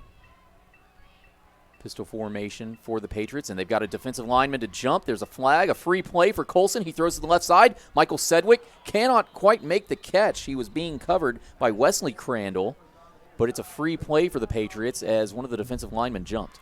That'll be a 5-yard penalty as he encroached.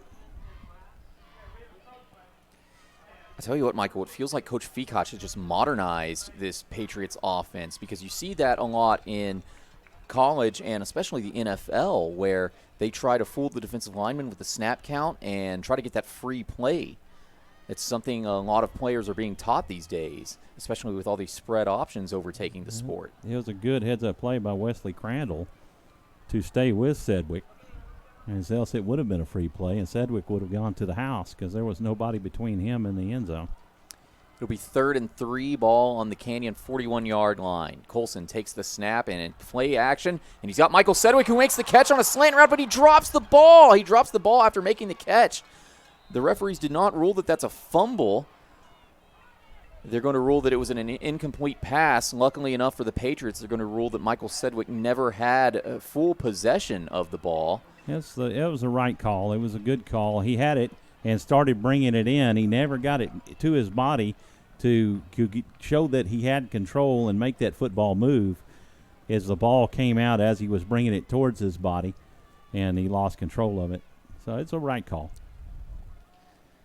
Now we will see the Patriots are staying. The offense is staying out on the field. It's 4th and 3. The ball's on the Canyon 41. And the Patriots are going to go for it here. Too far for a field goal, too short for a punt, but Eastview deciding to talk things over. It looks like they're going to take another timeout with 4:25 remaining here in the Courtney Home Inspections second quarter. Eastview leading over Canyon 28-7. We'll go ahead and take a brief commercial break during this timeout. Stay tuned. You're watching Eastview Patriot Football on SHN Sports, presented by Georgetown Jewelry.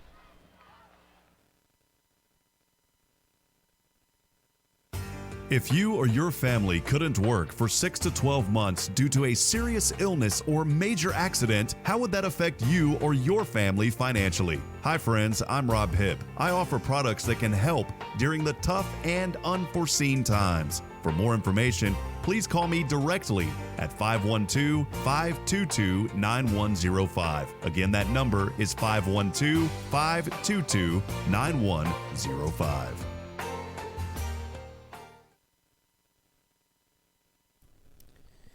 We're back here at Georgetown ISD Stadium, Birkelbach Field.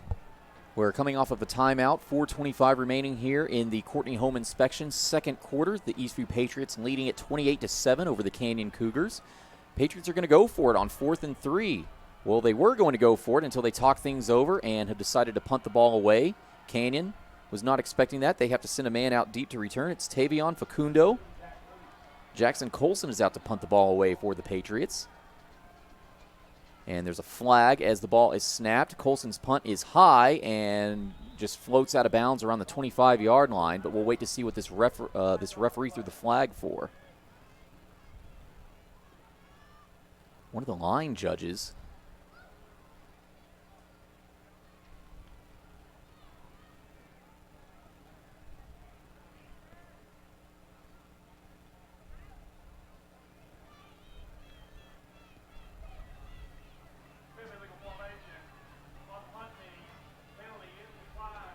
It's an illegal formation on Eastview. The penalty has been declined.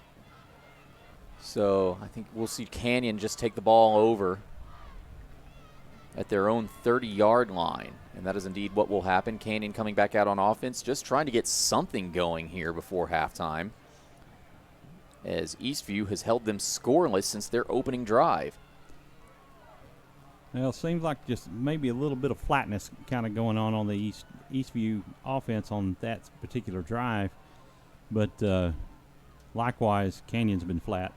1st and 10, Canyon. Dallas Gomez throws to the right side. Caught at the 45-yard line. Brought down at the 50. Making the catch is Jacob Garcia. Making the tackle for Eastview is Jordan Oswald. I say that, and then they hit a explosive play and make a larger gain. Mm-hmm. You know, the interesting thing about Dallas Gomez here is that he never really drops back. He takes the snap. He barely moves his feet. He knows where he's going to throw the ball. It's just a matter of getting the ball into his receiver's hands. He hasn't had a whole lot of time all night long, so he's getting rid of the ball quickly. 1st and 10, ball on the 50-yard line for Canyon. Gomez takes the snap, throws to the right side. It's caught at the 45 and brought down after passing the 40-yard line out of bounds. Making the catch for Canyon is Callan Farr yet again, and he's pushed out of bounds by Isaiah Quentin Jackson. Well, Canyon's starting to run a little bit of tempo offense here on this drive. And, again, that's what Eastview struggled with versus the Warriors last week. 1st and 10, ball on the 40-yard line. Gomez is just going to take the snap and keep the ball himself. It's a quarterback keeper up the middle. Gomez getting to about 3 yards on that play. It'll bring up 2nd down and 7. Gomez tackled by Roland Hines. That's the first time we've called his number tonight. He's been getting a lot of pressure on Dallas Gomez, though. He definitely has that. He's been shooting the gaps pretty good. 2nd down and 7, just a little over 3 minutes to play in the Courtney Home Inspection 2nd quarter. Gomez throws to the right side to Callan Farr. The ball touches Farr's fingertips and falls incomplete. Charles Ross on the coverage there, and great defensive coverage by Charles Ross as he's able to prevent that catch from being successful. And there's a late flag on the opposite side of the field. It's like it's gonna go against Eastview. That was over by the sideline where the chains are. Yeah, maybe I'm wrong. The ineligible receiver downfield. They're going to call that penalty on Michael Bassett, who's a quarterback as well for Canyon.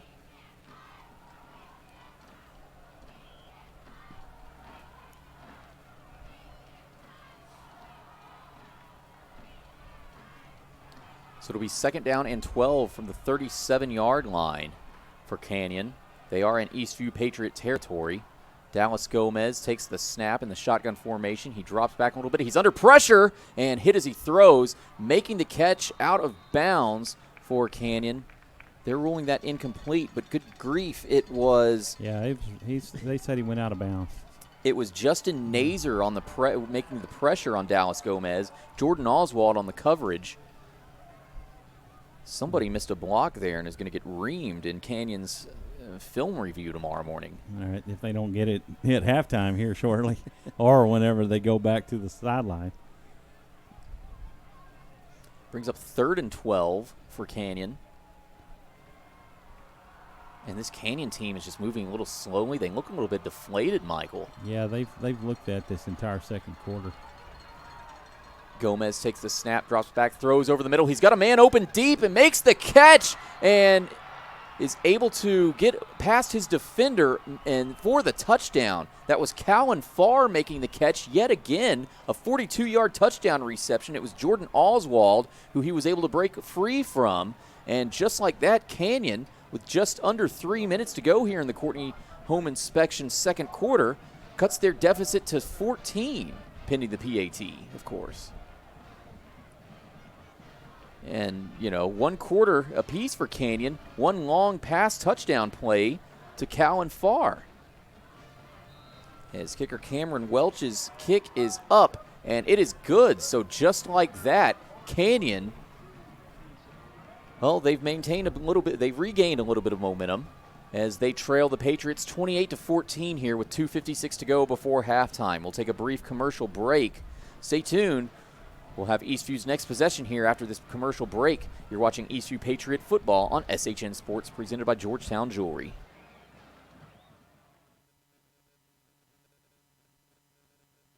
If you're looking to buy or sell a home or land in the Georgetown area, call Glenn Patterson Realtor. As a third-generation resident of Williamson County, his knowledge will assure you will receive the best price for your purchase or sell. Don't wait. Contact Glenn today at PattersonPropertiesTX.com. back here at Birkelbach Field, Georgetown ISD Stadium, where Canyon cuts their deficit to 14 following a 42-yard pass play. Second touchdown catch of the evening for Callan Farr. Thank you very much for spending your Friday night with us here on SHN Sports. You're watching Eastview Patriot Football presented by Georgetown Jewelry. I'm Travis Banks alongside Michael Francis and Seth Sparks. Eastview currently leading 28-14 on their homecoming night, but just under 3 minutes to go, and Canyon has just scored their second touchdown of the evening. Well, it's the explosive plays that have hurt Eastview, and the two explosive plays that Canyon has been able to get off tonight has resulted in 2 touchdowns. Isaiah Quentin Jackson and Charles Ross are both back deep to return this kickoff. Cameron Welch lining the Cougars up at the 35-yard line. Welch's kick is up, and it's a short kick. It's going to be returned by Jerry Barron, and Jerry Barron takes the return, and he's got some room. He rushes from the left side of the field to the right side. He's got some blocks. He makes it to the 50, to the 45 before being pushed out of bounds. Just shy of the 40-yard line, knocked out of bounds by the kicker himself, Cameron Welch. And what a return for Jerry Barron. He picked up the ball at about the left sideline of the 25-yard line and rolled all the way out to the right side of the 45-yard line. About a 25-yard return. And great wheels. There's a flag on the play.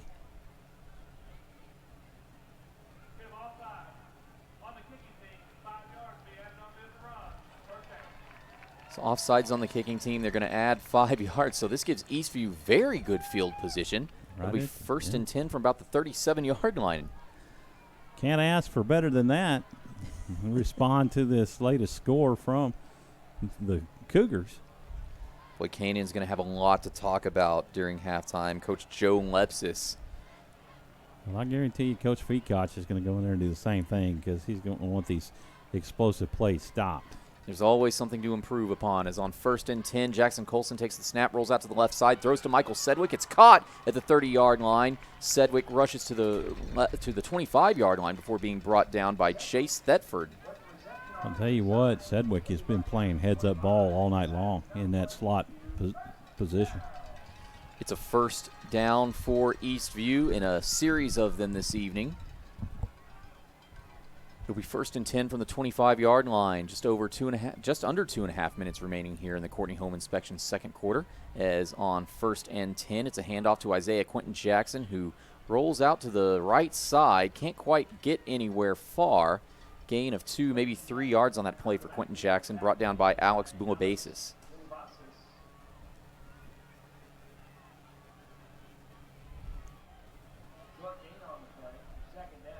Gain of officially 1 yard for Quentin Jackson there. So it's second down and 9. Colson takes the snap, rolls out to the right side. He throws towards the sideline, nearly intercepted. His intended target looked to be either Darian Shanklin or Tyler Wagner. I think that was Tyler Wagner. I'll tell you what, Isaiah Quentin Jackson got away with a huge, huge hold. He had a fistful of jersey. You saw it stretch about 1.5 feet, and no flag was thrown. Or else it could have resulted in a sack. Well, it sets up 3rd and 9 for the Patriots from the Canyon 25-yard line. Not quite in the red zone yet, but they can with a first down.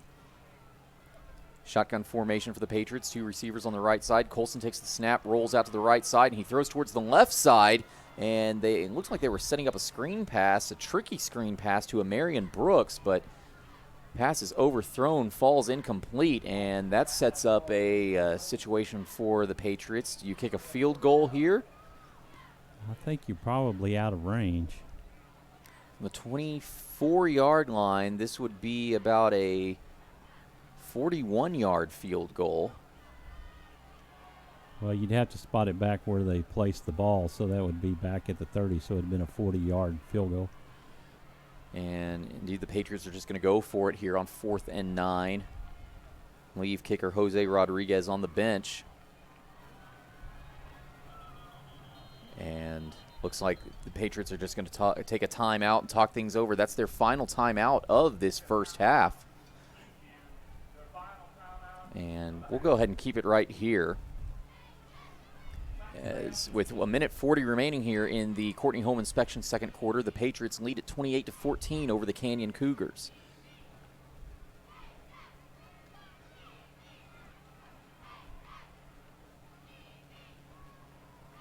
Eastview's offense, if you're just tuning in, they've scored 4 touchdowns tonight, only 1 through the air, 1 touchdown for Jackson Colson tonight. And Amarian Brooks, 2 touchdowns on the evening. Isaiah Quentin Jackson has a rushing touchdown of his own. All those out from really short distances inside the 5. Canyon, of course, both of their touchdowns coming through the air on very long, big plays. Touchdown passes to Callan Farr from 57 yards and 42 yards. It'll be interesting to see coming out of the timeout, because every time he's called a timeout in a 4th and yardage situation where it looked like he was going for it, he came back and punted. So is he going to pooch punt, or is he actually going to go for it this time? That's a good question indeed. The ball is on the 24-yard line. They've got to make it to the 15 to get a first down. Jackson Colson takes the snap, drops back, and throws towards Michael Sedgwick. That's got to be a flag for pass interference. Yeah, there was a fistful of jersey. Michael Sedgwick was double, maybe triple covered on that play.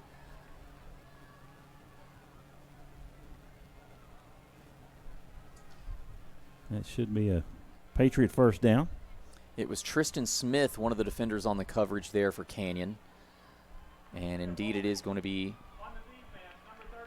defensive holding called on Wesley Crandall, who has been guarding some of these Patriots wide receivers very closely throughout the evening. Either way, that's going to be a 1st and 10 for the Patriots with just about 90 seconds left to play here in the first half. Jackson Colson takes the snap from the shotgun formation. It's a handoff to Amarian Brooks, and Brooks makes it 3, maybe 4 yards. Can't quite get to the 10-yard line, and he's brought down by Jackson Duncan.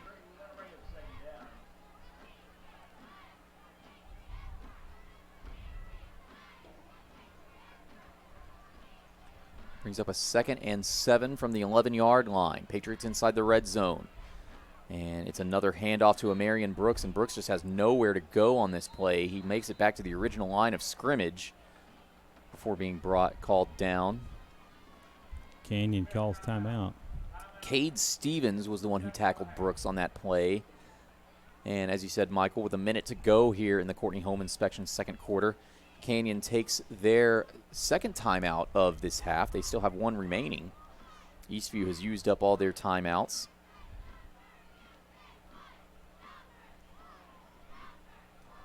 And it is homecoming tonight here at GISD Stadium, Birkelbach Field. So a tremendous crowd on hand for this Eastview versus Canyon game. Eastview looking to avenge a 46-44 loss from last season. It was actually exactly a year ago this week that these two teams met down in New Braunfels. And Canyon came out on top 46-44. And that dropped Eastview to 0-2 on the 2018 season last year. Canyon, of course, they started out 2-0, and they're facing an 0-2 start this year and losing to both of those teams that they beat last year, as they lost to Kyle Lehman, the Lobos, last week by a score of 24-21. Eastview, of course, avenging last year's loss to Westwood in overtime, 42-35. So here we go, 3rd down and 8. Ball on the 12-yard line. Jackson Colson takes the snap, drops back, throws over the middle towards the end zone. It's caught inside the end zone, and it's a touchdown. It's good for a touchdown. Making the catch looked to me like a Marion Brooks. No, it's Michael Sedgwick. My mistake. So Michael Sedgwick with his first touchdown catch of the evening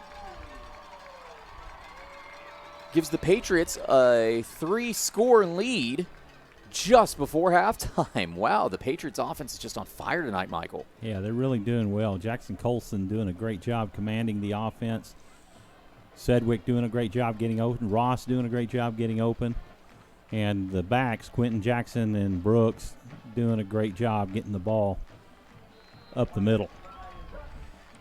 Jose Rodriguez's PAT is up, and it is good. So with 51 seconds remaining here in the Courtney Home Inspection second quarter, we're just about at halftime, but the Patriots take a commanding 3-score lead yet again over Canyon. They can lead it 35-14. We'll take a brief commercial break, and when we return, we will have this final minute of action here. You're watching Eastview Patriot football on SHN Sports, presented by Georgetown Jewelry.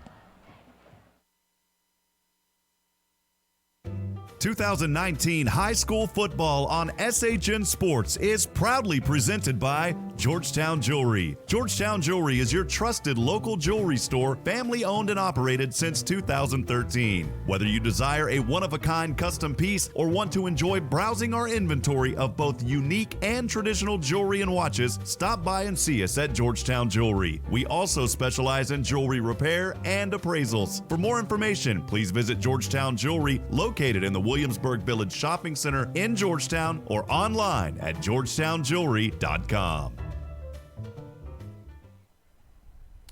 Welcome back here to Birkelbach Field, Georgetown ISD Stadium, where just before halftime, the Patriots have retaken a 3-score lead following Michael Sedgwick's first touchdown catch of the game. A 12-yard pass from Jackson Colson. Jackson Colson's second touchdown pass of the evening, and the Patriots lead it 35-14 over the Canyon Cougars. I'm Travis Banks alongside Michael Francis and Seth Sparks as Rodriguez's kickoff is taken at about the 15-yard line and taken to the 30. And there's a bit of some scuffling going on down there, some extracurricular activity by some of the Canyon players, and they're ganging up on a poor Eastview player who's all alone. And you know that's when you don't want to. You want to make sure your team is keeping control of their emotions for Canyon. I know this has been a rough game so far, but if you're Eastview too, you got to make sure you're being a good sport. True enough, and that's one thing that Coach Feedkoch is going to demand. He doesn't like to see his players get in altercations. He wants them off the field. Let's play the game clean. Let's play it right. Let's play Patriot football. 35 seconds to go here for Canyon. Can they get one more score on the board before halftime? Well, if you're a Patriot fan, you're saying absolutely not. Dallas Gomez on first down. He hands the ball off to Savion Jarrett, who has a huge edge on the left side. He rolls out to the left sideline, gets a first down, and is knocked out of bounds by Jerry Barron. And I tell you what, Michael, Savion Jarrett has not seen much of the field tonight, but every time he does get a carry, he does some magic for Canyon. Well, he got the corner and he got the edge over there and just had enough speed to turn that corner and get it upfield until he was met by Mr. Barron, and Barron knocks him out of bounds. Clock will stop with 26 seconds to go here. Gomez comes out on 1st and 10, all alone in the backfield. Gomez drops back, throws over the middle, has a man, falls incomplete, almost caught. It's a jumping catch. The pass intended for Luke Grebon, and making the on the coverage there for Eastview was Eric Malit.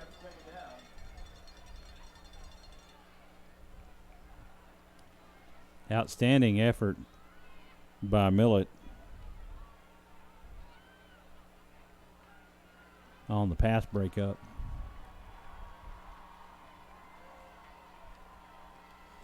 .19 seconds to go here. 2nd down and 10 for Canyon. Ball on the 41-yard line. Canyon's own 41-yard line. Gomez takes the snap, drops back, throws it over the middle. It's the exact same pass play. It's intercepted. Intercepted by Cooper Namkin.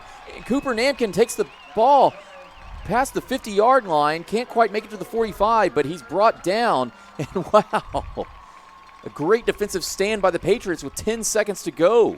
The first interception of the evening by this Patriots defense. That's the second turnover of the night. They've got a fumble recovery and now an interception.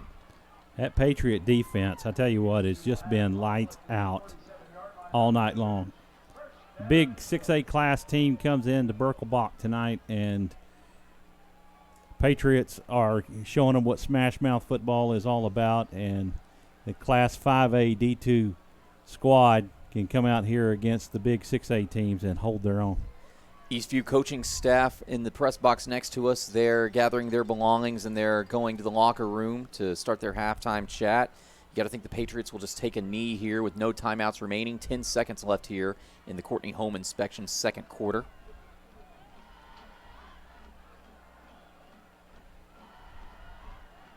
And that is indeed what Eastview is going to do. They set up in the victory formation. Jackson Colson takes the knee, and they'll kneel out the clock. And they're going to be completely happy with this 21-point lead at halftime over Canyon.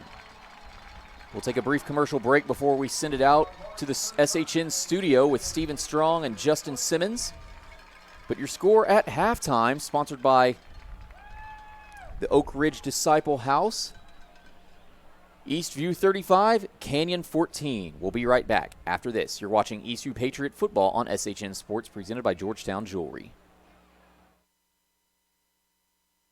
Locally owned by Pam and Al Bartschmid, College Street Cottages is proud to offer vacation rentals in beautiful and historic Georgetown, Texas. With premium amenities and comfortably sized spaces, our cottages provide the best accommodations that Georgetown has to offer. All of the remodeled 1940s cottages include complete use of the entire house and yard, fenced backyard with seating, eating area, and a barbecue grill, convenient parking in front, and detached garages. For more information and to book, visit collegestreetcottages.com.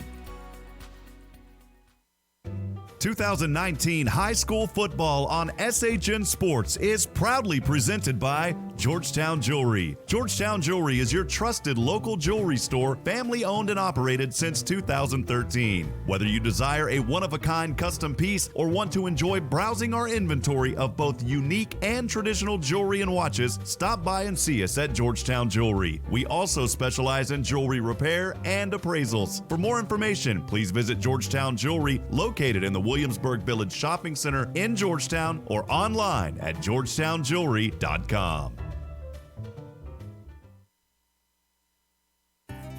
The Oak Ridge Disciple House is a proud supporter of Central Texas high school football. The Oak Ridge Disciple House is a faith-based, nonprofit 501c3 Christian character building ministry helping men 18 and older who are suffering from drug and alcohol addiction. If you or someone you know needs help, there is light at the end of the tunnel. That light can be found through the Oak Ridge Disciple House. For more information, please visit oakridgedisciplehouse.com.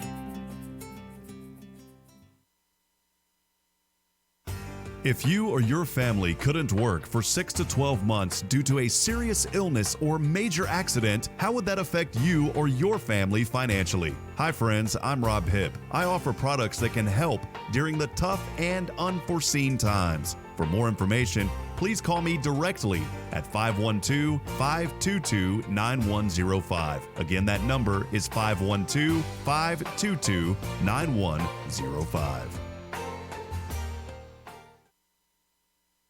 If you're looking to buy or sell a home or land in the Georgetown area, call Glenn Patterson Realtor. As a third-generation resident of Williamson County, his knowledge will assure you will receive the best price for your purchase or sell. Don't wait. Contact Glenn today at PattersonPropertiesTX.com.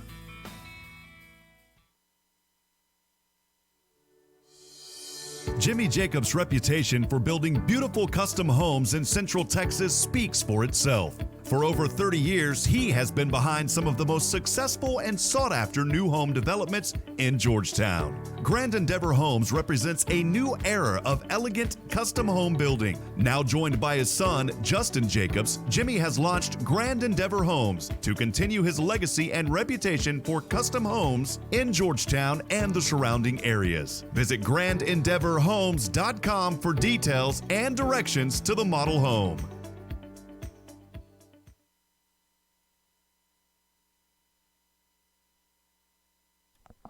Welcome back here to Birkelbach Field, Georgetown ISD Stadium. I'm Travis Banks, joined alongside Michael Francis and Seth Sparks at halftime, sponsored by Oak Ridge Disciple House. The Eastview Patriots currently lead it over the Canyon Cougars 35-14. Eastview looking to go up 2-0 on the season and avenge a loss last year to Canyon High School down in New Braunfels. And with that, we are going to throw it to you to the SHN studio, Justin Simmons and Stephen Strong for SHN Football Friday.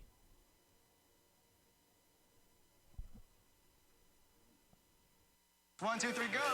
Faster, faster! Happy Friday! My name is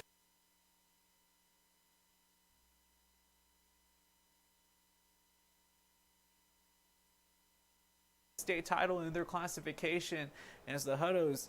They have the upper hand 21-14 in what has been an exciting game thus far. I'm sure that is another game that Stephen and I will be checking into later on this evening. The Maynard Mustangs also looking to come back from an opening week loss against the Westlake East Wildcats.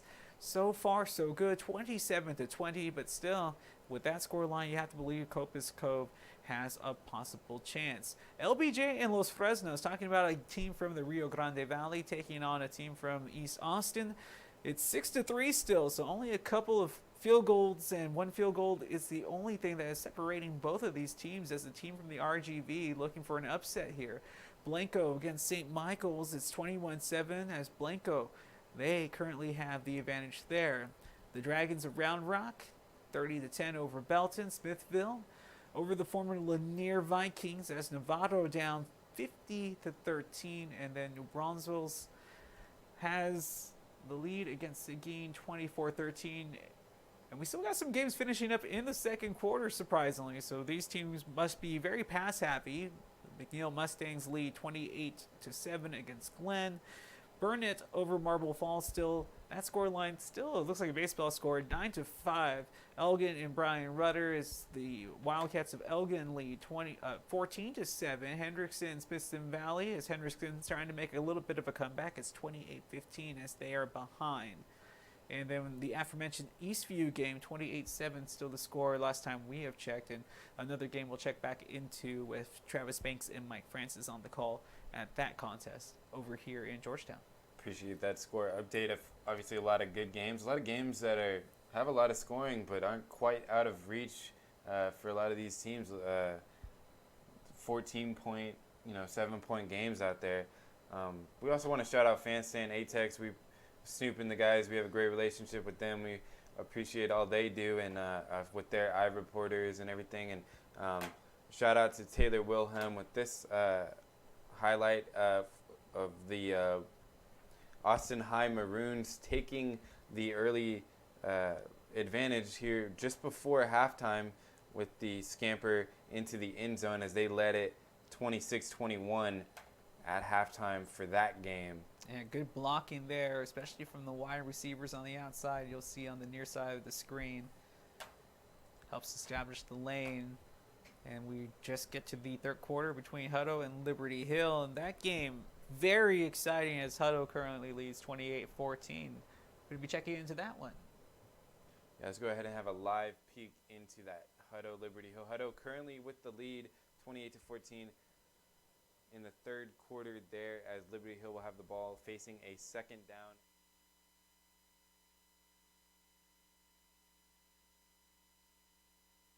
Tried to carry a fake out around the left side, but you had Hippos getting down and tackling the carrier Seward for basically no gain. And as frustrating an offense as this can be to play against, it's also probably got to be pretty frustrating for them when they face a defense that's been so disciplined and doing all the right things, such as the Hutto defense tonight. It's, like we said, not a whole lot of adjustments that they can really make. So you just do that. Run into a brick wall, play after. It's got to be their MO is they just keep doing it until they're finally going to break down 14. They're going to pass this time, coming back. And got a little bit. Well played. What a play by the Hippos. Number 2, Xavier Phoenix, just completely blew that one up. They rolled to his right and threw a throwback pass to the left side, and Xavier Phoenix just comes down and blows it up. Absolutely. So, great play. Super job. Vogapol was in it. Well, let's give a congratulations to the first completion of the year. Well, there you go. For negative yards. They were 0 for 1 last week. They're now 1 for 2. Amazing. For a negative 1 yard. They were doing better passing when they were incompletions. They had about 4 blockers out there for the receiver. And, just didn't block the one guy we had. He just went right through him. Yeah, great defense by the Hippos. Low snap on the punt, fielded, punt away. Bounces at the 25, straight out of bounds at the 25. So Hippos will take over first and 10 at their own 25-yard line. Great job by the Hippo defense here to start the second half. Yeah, I think they're a little bit worried about Dejon catching up a little bit there. They're not giving him a chance. I love your comment. They were more effective passing when they're incomplete. Yeah, how many teams are in through 2.5 games are 1 for 3 throwing for negative 1 yard? One. One that we know of. Let's continue with Hippos at the 24-yard line. At some point, you got to think we're going to see some more first down. Well, they might get into a place where they're going to have to start throwing. That's what you want if you're a defense playing against them. Grayson Doggett with a pass to Dejon Harrison. 35-yard line. That one's going to come back. A hold, I think. Kind of an unnecessary hold, too. Who was out there holding? Was that Nelly here on the left side? Talk about it, but I think he knows what's coming. Yeah, it's kind of unfortunate. Dejon had already broken past him. Straight pass, and Dejon took it all the way up to past the 40-yard line. Well, you know what? They might call pass interference. Trey was out there blocking, and Dejon caught that ball past 1 yard, past the line of scrimmage. They're walking backwards, though. Well, offensive pass interference. Oh, offensive interference. Yeah, you can block on a pass if it's behind the line of scrimmage. Yeah, pass interference. He was out there blocking, and Grayson led him a little bit too much. And once you catch that ball past that line of scrimmage, you're not allowed to be blocking if you're a receiver. And that play is designed to be caught behind the line of scrimmage, in which case that would have been a well-played play. But good observation. Yeah. Well, another weird rule. Why is offensive pass interference only a 10-yard penalty, but defense pass interference is 15? Could be 5 or 10 yards, but against the defense, it's only half the distance. It should be double. It should be double the distance to the goal. There you go. So 1st and 20 now for the Hippos. March it back to the 12-yard line after that penalty. Kimball in the backfield with Doggett. Handoff goes to Mackay. Spins out of a tackle. Gets about a yard or two up to the 14-yard line. 2nd down and 18. 6:18 to go in the third quarter. Hippos leading 28-14. Got to give another shout out. My cousin Matt Hilliard and his wife Lindsay and their little girl Lydia, they were driving down to Austin from Denton tonight and being entertained by Hippo football on hipposports.com. Just doing our job, serving the people. That's right. 2nd down and 18. Well, you owe him because he did your wedding last summer or a year ago. Yeah, now we're even, right? There's a pass to Dejon, complete at the 40. Breakaway. Trying to get outside, break the tackle, hold on to the ball, and is just hit hard from behind, but takes it all the way up to the 44-yard line. Again, Grayson with a good job standing in and finding him. Extracurricular coming in afterwards. Grayson found him on that little crossing pattern, and then a flag flies in late. I think that's going to be Panthers. Should be a 15-yarder against Liberty Hill that you'll tack on to the end of this. Just a dart across the middle by Grayson, stuck it right in his chest. And Dejon, I thought he was going to break away, and as he's fighting, he kind of jumps backwards and just gets absolutely smothered by a guy running down the field. Then looks like they came in and got a little bit extra there at the end, and it's going to tack on an extra 15 there for the Hippos. So march that one all the way up to the 41 in Liberty Hill into the field, and Hippos will have it 1st and 10. Great officiating. Just really well done. This is a crew we want every game. Going in motion is Go, Jake. Jay Lambert across the 40 to the 35, gets outside to the 30, finally run out of bounds inside the 25 at the 23-yard line. And again, went on a little jet sweep from the right to the left and ends up with about a 17, 18-yard gain. Again, I can't think of a lot of instances where we have not had success with that play running outside. Yeah. Left or right, running back or receiver. We've got more speed than them, and I just don't see why. We just need to get in that edge every single time. Around the corner with number 3, number 7, 22, we're gone. Yeah. Why don't we try another one and let Grayson toss one right up the middle and get that safety rolling down. First down. Lambert goes in motion. He might have turned it up a little too soon. Grayson with a straight drop, now being flushed, and just throws that one into the ground. I think he was just doing a good job of throwing that one away. I was afraid the Hippos might get called for Lambert turning it up a little too soon, but got away with that. Grayson saw 88 coming at him. I'd throw it away too. Mama Doggett was yelling at him at halftime. Stop getting hit so much. Second down and 10. Ball at the 23-yard line. 5:15 to go in the third quarter. Hippos leading 28-14. Looking to stretch that again. Dejan goes in motion from left to right. Handoff goes to. Tell you what, he broke it. I thought he was down. Went to Kendall Williams. He spun around, and I was waiting for the whistle, but he never was down. Got up and kept running and takes it inside the 20 down to the 18-yard line. Yeah, I think it was one of those instances where the guy tackles him and he rolls right over the top of him. I don't know if he ever actually touched the ground. Well, good job by Kendall to continue with the progress. Yeah, turned a loss into a gain of about 2 yards. So third down and call it 5 for the Hippos now. 4:45 to go in the third quarter, leading 28-14. It's been a briskly played third quarter so far. It has. A lot of keeping the ball on the ground. Kimball sets up next to Doggett. Handoff goes to Mackay, trying to kick it outside. He gets to the 15, across the 10, still fighting inside the 10, down to the 8-yard line. Going to be first and goal for the Hippos now. Well, it's like playing hopscotch out there, just hopping left and right. You just can't touch him. Hopping around, and then that burst of explosion to get going north and south again. Yeah, it's just so fun to watch him run because he's just he's a versatile running back. Of, like I said, he'll run over somebody. He'll just keep his legs going and break tackles. He's kind of got the moves that Chooks had almost, but he's just a little bit bigger. Well, stronger for sure, and certainly has the speed. Little option play. With Brock. Brock Bueno in, keeps it for the touchdown. Hey, and there's the play, that red zone with Brock, like we've been talking about. Oh, I started calling that. I was like, Grayson, he got fast. Grayson. Wow, look at the wheels on Grayson. So Brock Bueno comes in, and they run a little option to the right. Brock keeps it and takes it 8 yards for the Hippo touchdown. Yeah, and stretch their lead to 34-14. First time we've shown that all year. You wonder if Liberty Hill was even ready for that. I'm sure they did not practice for that play. Yeah, just said quarterback runs the ball. Let him run. Make him. Don't let him pitch straight speed option by Brock, and it was wide open. Yeah, I don't know. He had no intention of pitching that ball. Gosh, Bryce down there, it's either your son or your nephew. Point after attempt is good. So 3:52 to go in the third quarter. It's now Hutto 35, Liberty Hill 14. You're listening to Hutto Hippo Football on hipposports.com and the SHN Sports Network. A-Plus Federal Credit Union is a longtime supporter of Hutto ISD. Earn cash back and support Hippo Nation with the student-designed A-Plus FCU Hutto ISD Hippo debit card. When you use your Hippo debit card, you and Hutto ISD both earn up to 10 cents with every purchase. Hutto ISD has received over $71,000 in cash back from A-Plus FCU members since August 2016. Stop by the Hutto branch on Ed Schmidt Boulevard to get your card and start earning today. Membership required. Insured by NCUA.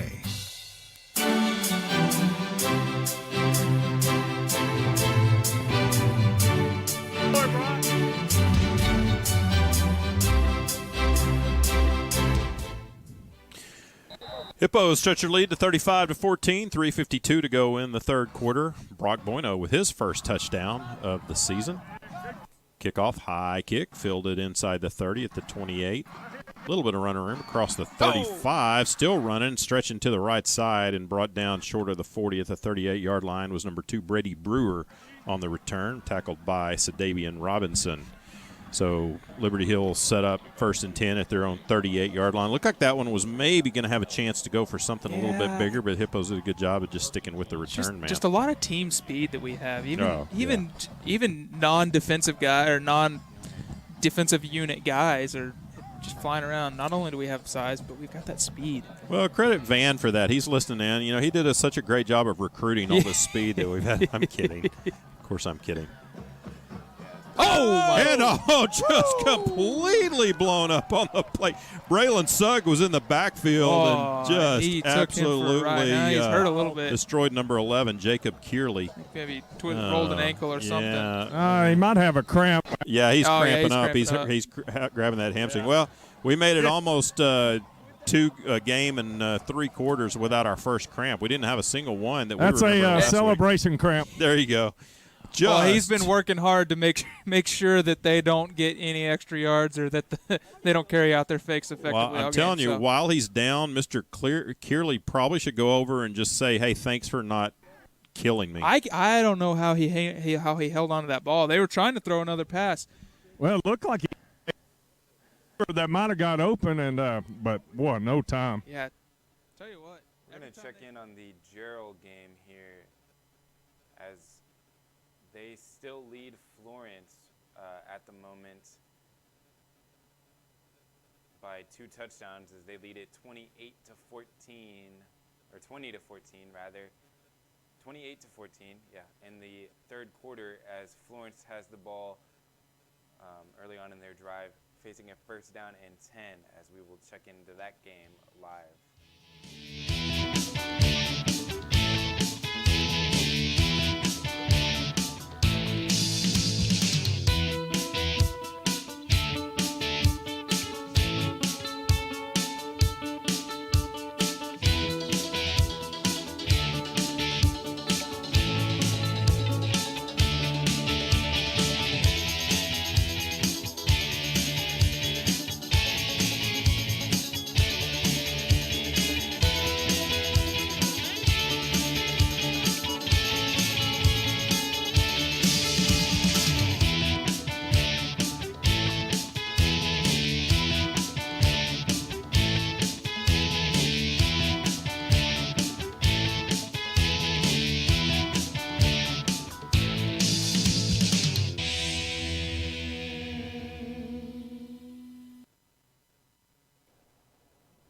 Try to cut to that game a little later as we will check in live now with the Georgetown game as they may have just scored again. They lead it 26-0. Waco currently with the ball. We'll see if they can get on the board here as we'll tune in live with Rob Hipp on the call.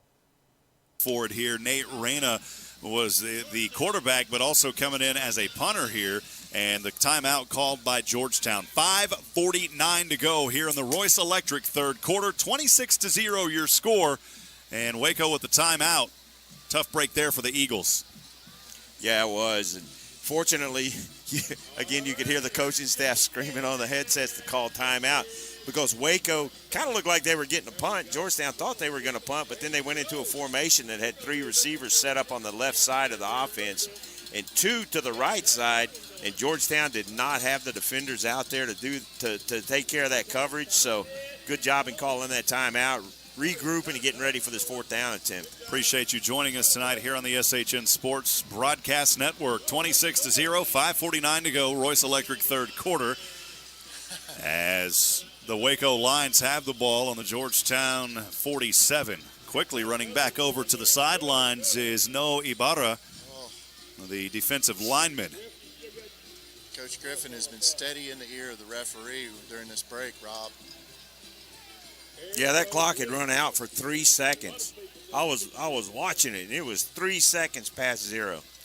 Kelly, I wanted to mention that I don't think they're going to be running up the middle as long as big Noe Obara is in there. Yeah, no doubt. It's a 300-pound load they got to move, and I think Matt Anderson's going to be chasing him down. If that's the case, they'll have to go around the corner. Yeah, I think Ibarra went back to the sidelines just a few moments ago. And Nate Reyna here for the Waco Lions. There's a lot of time as the officials are still talking things over with Waco's head coach down there on the sideline. A lot of time going off here. Just in between, of course, the play clock and game clock not moving. But my goodness, that was about a 3 or 4 minute break, Kelly. Finally breaking out here. Man, it's that kind of stuff that affects both teams' mojo that they may have going.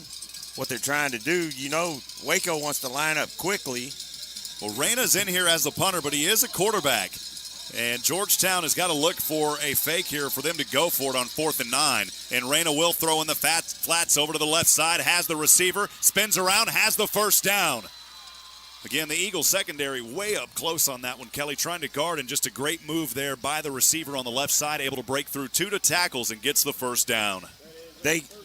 Georgetown, again, thought they might punt. They had a man deep, and then whenever they split out, the deep man didn't come up quick enough to get into the coverage that they were wanting. They did the exact same thing before Georgetown called the timeout, and obviously the message didn't get to the defense and what they were going to do if that occurred, and it was successful for Waco, so they got a little momentum going. Good job by Waco. You got to give them credit as they will get some momentum, as you just said, Kelly. 26-0, Georgetown with the lead, but Waco on their 8th possession. First down and 10 on the Georgetown 33. Long will hand off in the backfield to his running back and slam to the ground. That may have forced a fumble, but they say the ground forced it. Boy, what a play there by the Eagles in the Blue Storm. It was Taylor Bill. And I got to agree here, though, as it looked like when he threw him down, the ball forced that fumble. Looking at it on the replay, clear as day, that's exactly what it was. The ground forced it. You could see it on the replay on our screen up here in the booth. Well, he meant Mr. Bill, didn't he? He did, yeah, but we saw it on the replay, and the ground definitely caused that one to pop out. Second down and 6, long and shotgun from the Georgetown 29. Pass in the flat over to the right side with room to run, darting through 2 defenders and spinning his way into the red zone. Good reception there by Jerome Ratliff, who's finding some light. He'll be down inside the 20 in the Georgetown Eagle red zone. Georgetown, a lot of times coaches will talk about overcoming adversity, and this is really the first adversity the Georgetown defense has had. This is the deepest penetration for Waco, so let's see how they respond. Triplet package to the left. First down and 10 from the 18. Long will hand off in the backfield to Jaden Ridge, and Ridge angles his way in between the hash marks up to the 14. A 4-yard pickup on first down. It's second down and 6 for the Waco Lions. Waco's done a good job of making some adjustments at the half because they're lining up in some similar formations. But instead of running out of those formations, they're throwing, and vice versa. Formations they were throwing out of in the first half, they're running out of. Second down and 6 from the 14. Another fumble here on a missed snap. Luckily there for the Lions. Long able to fall back onto it around the 23. Third down. Those again, more mistakes that just Waco's going to have to get that fixed going into the district that they're in. Boy, an 8-yard loss on that play brings up third down and 14. Now back out of the red zone on the Eagle 22. Receiver will line up on the far right side as the lone Lion to the right. That is Raymond O'Neal Jr. 2 receivers to the left. Long shotgun, third and 14 from the Eagle 22. Handoff to his back, who is offset to the left. Breaks through 2 tackles, still on his feet, and that's a touchdown. 22-yard run by Jerome Ratliff, who's coming alive now for the Waco Lions. When Ratliff got that edge, he was not going to be stopped. Boy, that was a determined, hard, tough run. A great run by their little running back, and Georgetown couldn't handle the adversity that time. I beg your pardon, that was Jaden Ridge. So Jaden Ridge with the 22-yard run. And the extra point attempt here as Reyna the holder. The kick is up on its way and through the uprights, and 7 points on the board now for the Waco Lions. Put it right through the uprights there on that play was Omar Espinosa, the senior.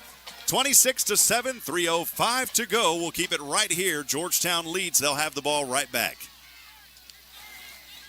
Well, that was the again the deepest penetration that Waco's had, and they were able to put points on the board. Now Georgetown's going to have to answer that, and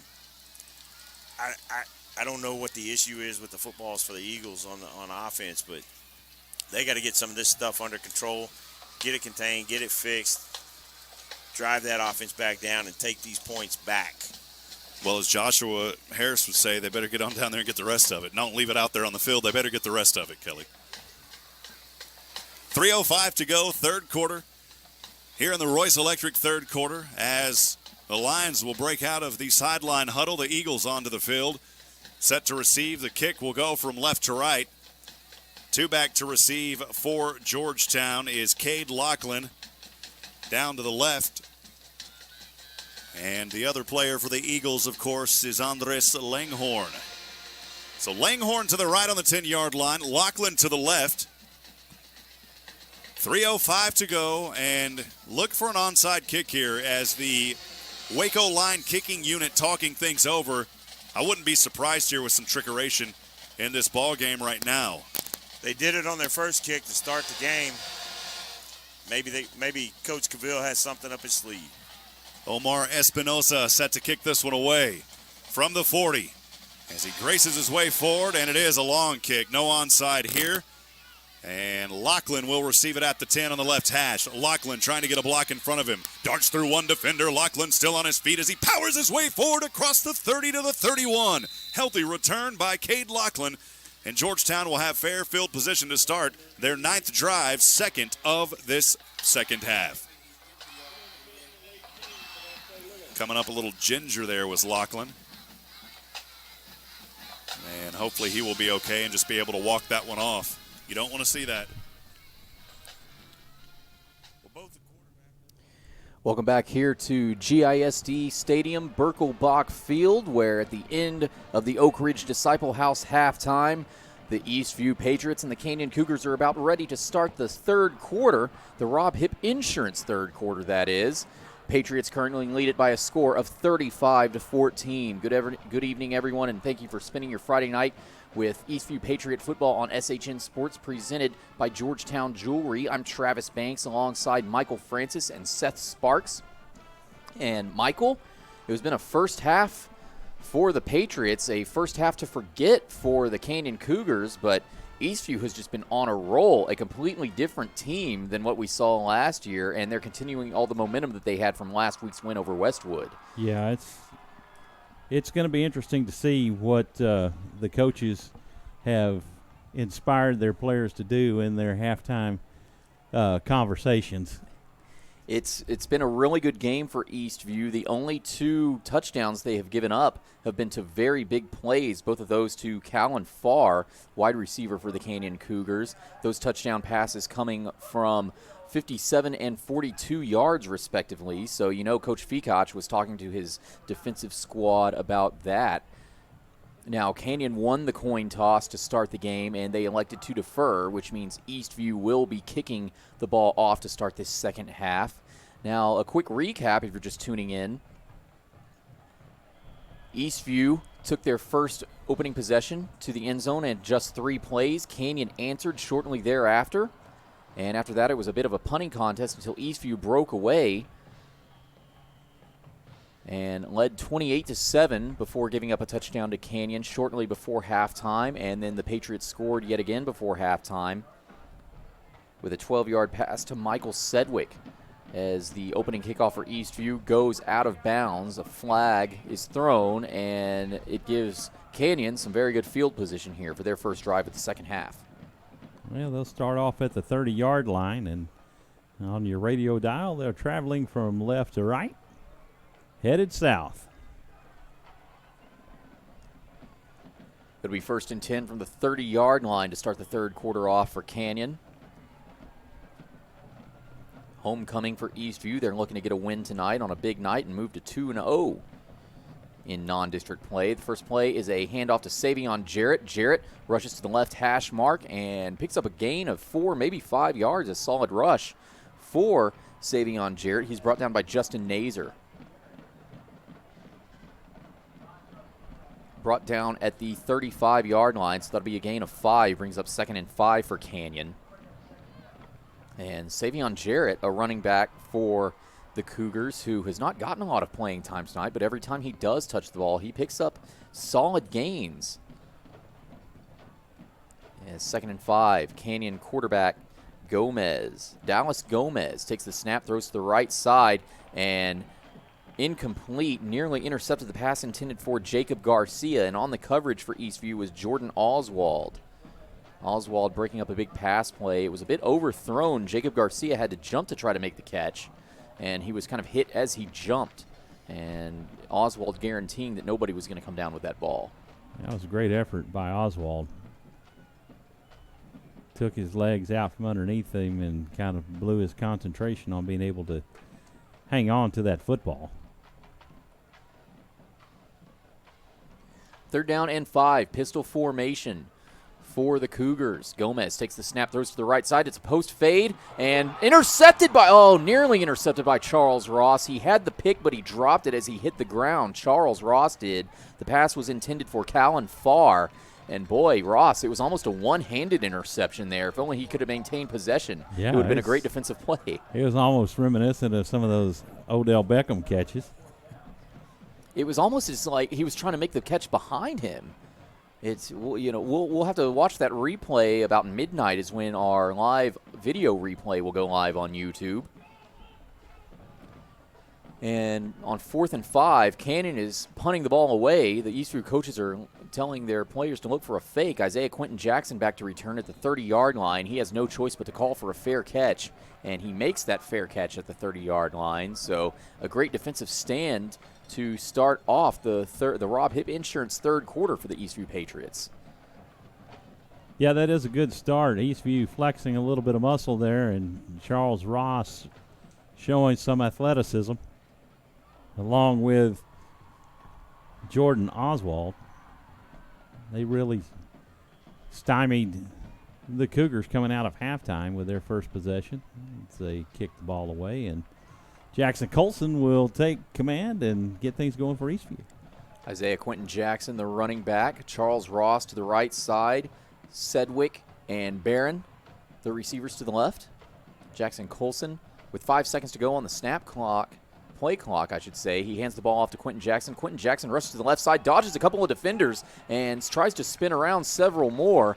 Isaiah Quentin Jackson, I apologize. He's finally brought down after gaining 7, maybe 8 yard lines. Tristan Smith is the linebacker, the outside linebacker, making the tackle for Canyon. Yeah, outstanding footwork by Quentin Jackson as he gains those 8 yards. They were hard fought, but he made his feet move and did some great job. 2nd down and 2, ball on the 38-yard line. Play clock is less than 10 seconds left. Patriots are readjusting, calling an audible. Snap is taken with 3 seconds on the play clock. Jackson Colson rolls out to the right side. Caught, has a man. It's Charles Ross, caught just shy of the 50-yard line, through to the right side after Jackson Colson rolled out, and Charles Ross makes the catch, more than enough for an Eastview first down. Ross brought down by Darian Tanner. Colson is working all parts of the field. He's throwing right sideline, left sideline, and he throws across the middle on slants. He's really doing a great job back there. 1st and 10, Colson immediately throws to the left side. Michael Sedgwick has the catch, and he makes it across the 50-yard line before being brought down by Jack Lewis. And that's a gain of 2 yards officially for Sedgwick, and Eastview crosses the 50-yard line now. Well, that was a great effort by Lewis. He comes across the field to take Sedgwick out. 9:56 to go in the Rob Hip Insurance third quarter. 2nd down and 8, ball on the 49-yard line. Jackson Colson takes the snap. It's a play action. He throws wide open over the middle. It's caught by a receiver, and the receiver is running all the way to the end zone and brought down at the 5-yard line. Making the catch there was Jacob Martin, and he was brought down by Wesley Crandall, who has had some great defensive plays for Canyon. And it's inside the 5. Boy, Jacob Martin is he's just really upset that he couldn't outrun Crandall there and get that touchdown. But either way, it sets up Eastview inside the 5. Handoff to Brooks.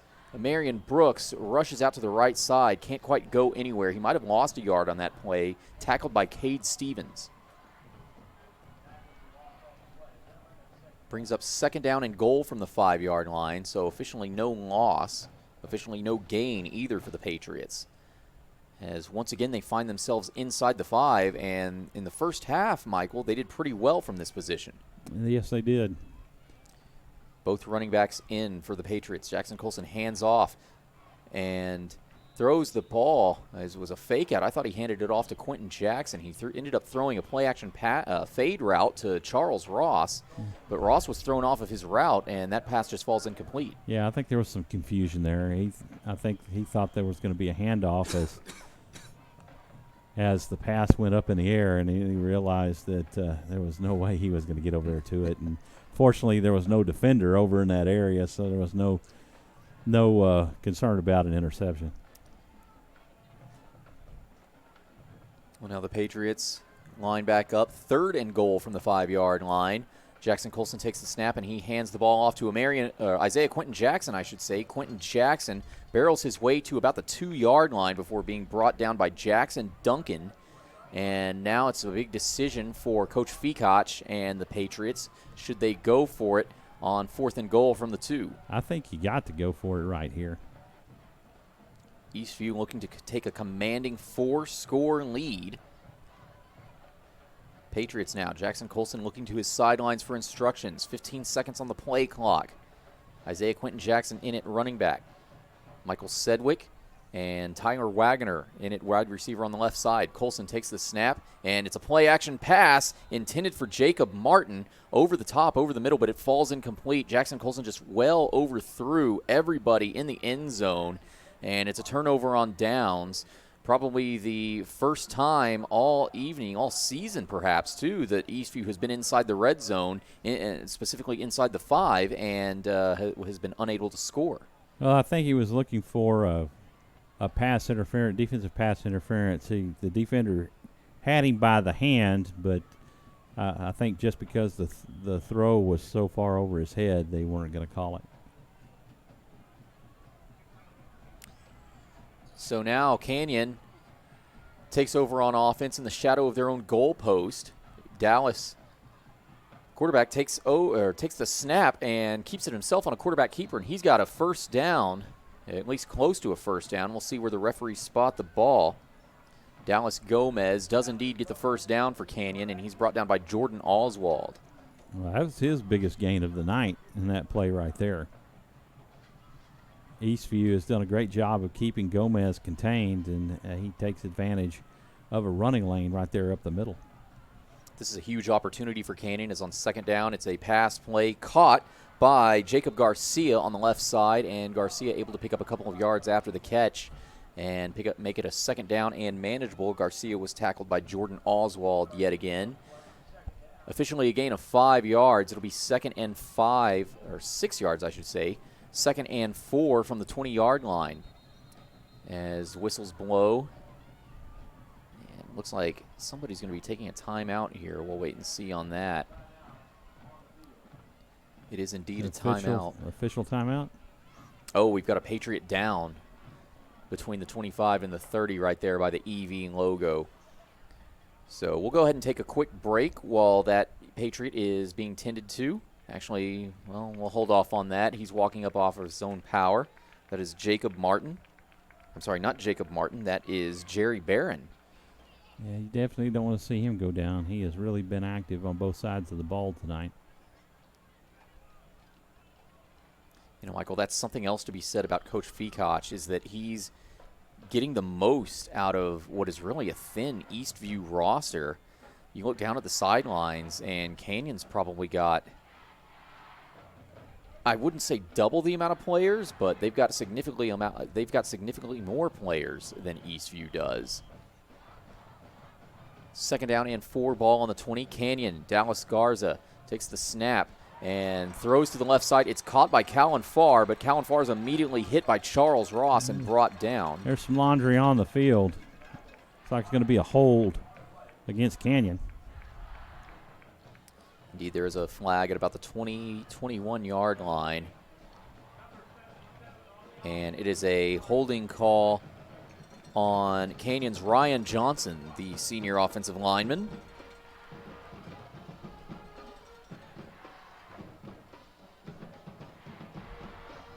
So that'll set Canyon back 5 yards, or 10 yards, excuse me. 2nd down and 14.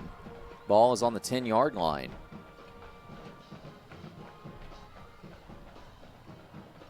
Dallas Gomez now in the shotgun formation. One receiver on each side. Gomez is just going to take the snap and keep it himself. Rushes up the middle. Gomez breaks a couple of tackles and makes it past the original line of scrimmage. Gomez is wrapped up at about the 20-yard line and brought down by Thomas Thornburg. Dallas Gomez getting a great yardage for Canyon on a design quarterback keeper. Well, definitely gets it back to a 3rd and more manageable. The Officially 3rd down and 5. Ball on the Canyon 19-yard line, just about halfway through the Rob Hipp Insurance third quarter here at GISD Stadium, Birkelbach Field. Canyon comes out in a pistol formation, 1 wide receiver on each side.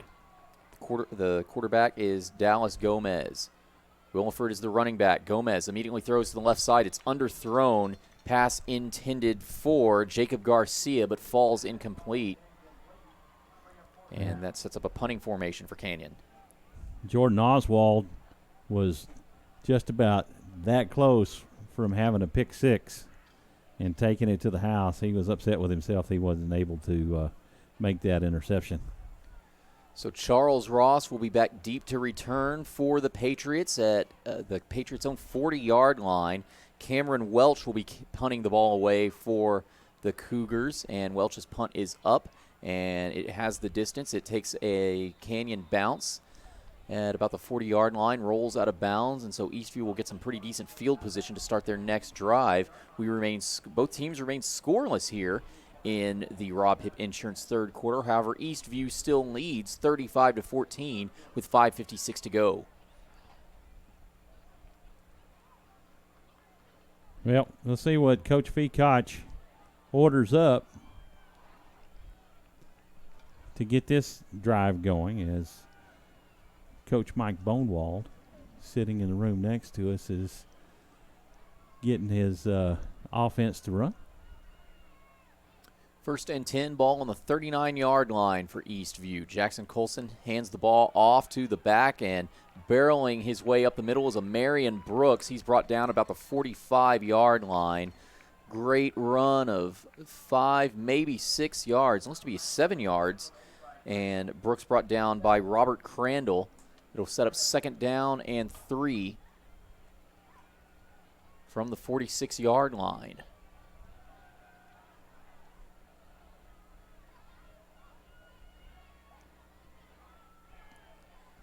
Patriots now on 2nd down. Jackson Colson in the shotgun formation. It's another handoff to Brooks, and Brooks picks up a huge block and has a huge hole. He crosses the 50-yard line. He's tackled just shy of the 45. And Brooks with another great run, brought down again by Robert Crandall, but he picks up an Eastview 1st down. Brooks does an outstanding job lowering his shoulder, going right up the middle, Travis, and able to pick up that 1st down. He's a big bruising back, and he's hard to stop. When you try to get him up high, he lowers that shoulders and keeps his legs moving. This two-headed monster of Quentin Jackson and Amarian Brooks is just ruthless these first 2 games. And now on 1st down, it's a pass play caught by Michael Sedgwick just shy of the 40-yard line at the left sideline. Michael Sedgwick had nowhere to go after the catch, though, and he's brought down by Alex Boumabassis. Boumabassis, my apologies for butchering that name. The PA has been calling him Boulabassis, I think, over the PA. I'll have to talk with the coaching staff to get that proper pronunciation. See what's actually correct, as Amarian Brooks on 2nd down and 5 rushes up the middle towards the left hash mark and is brought down at the 40-yard line. Chase Thetford making the tackle there for Canyon, and this sets up 3rd down and 4 for the Patriots.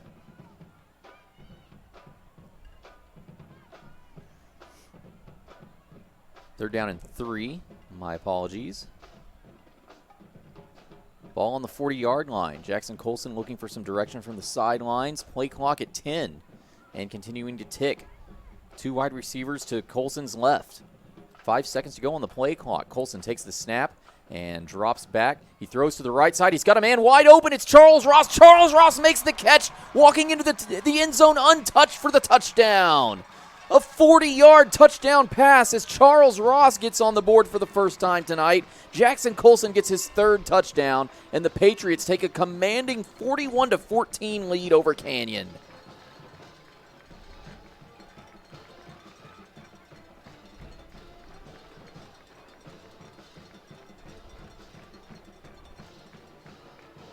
Well, this is definitely what you like about homecoming, is a good game going here, and you're well in control. Rodriguez's kick is up, No good. And no good. Wow, for the first time tonight. So the one negative for Eastview so far tonight, on offense at least, if you don't count their last drive where it was a turnover on downs inside the 5. But nevertheless, the Patriots lead at 41-14 over the Canyon Cougars. We'll take a brief commercial break. Stay tuned. You're watching Eastview Patriot football on SHN Sports, presented by Georgetown Jewelry.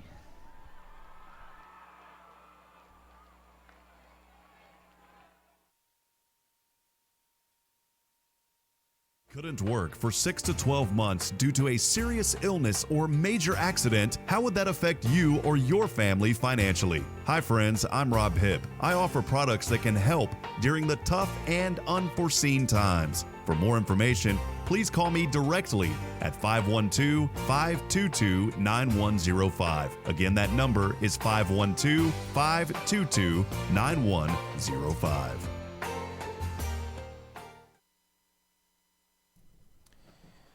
Back here at Birkelbach Field, Georgetown ISD Stadium, where the Patriots have just scored again. A 40-yard touchdown connection from Jackson Colson to Charles Ross puts the Patriots up 41-14 over the Canyon Cougars. And as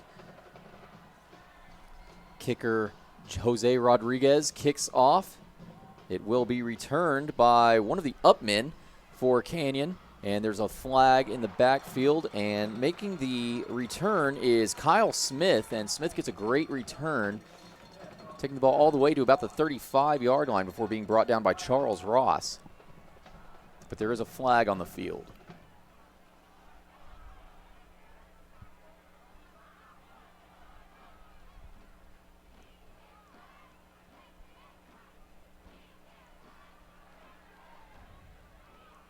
See what this is all about.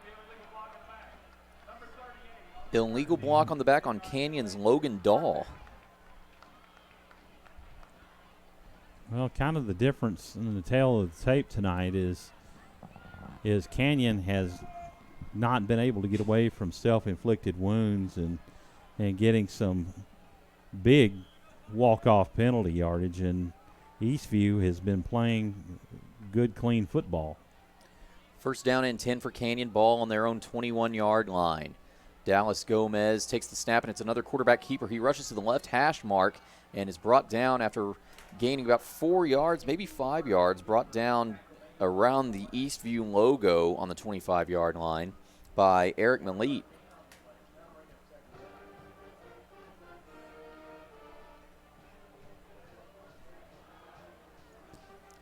Eastview definitely a well-coached and disciplined team.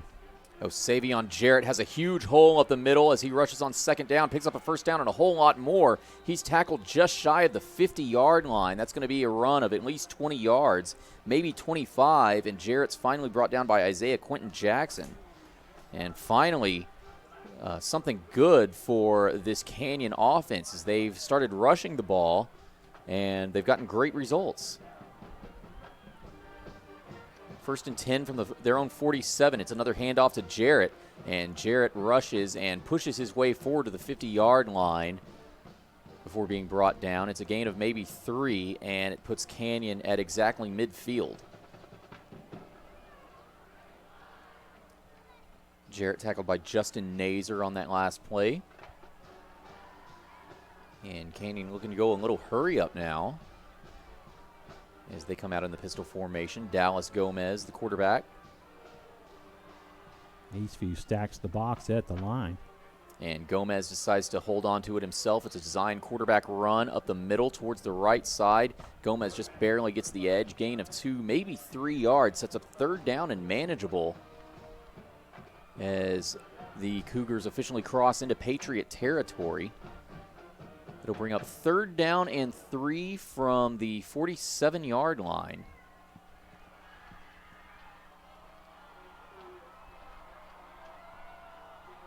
So Canyon now. Dallas Gomez in the shotgun formation, takes the snap, throws to the left side, and off the route, they cannot connect. Incomplete. The pass intended for Kalen Farr. Tell you what. Peyton Adams is responsible for breaking up that pass. Sorry, Michael.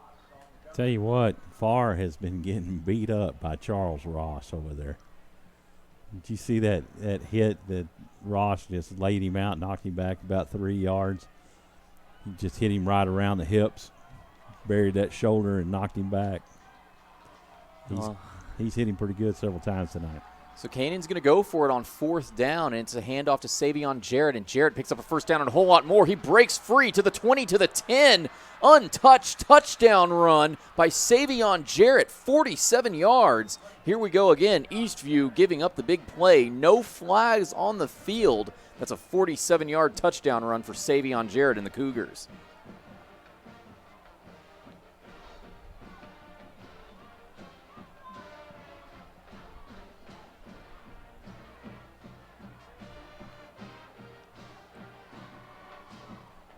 Cameron Welch out for Canyon to attempt the PAT. The kick is up, and it is good. So just like that, it's a 3-score game yet again.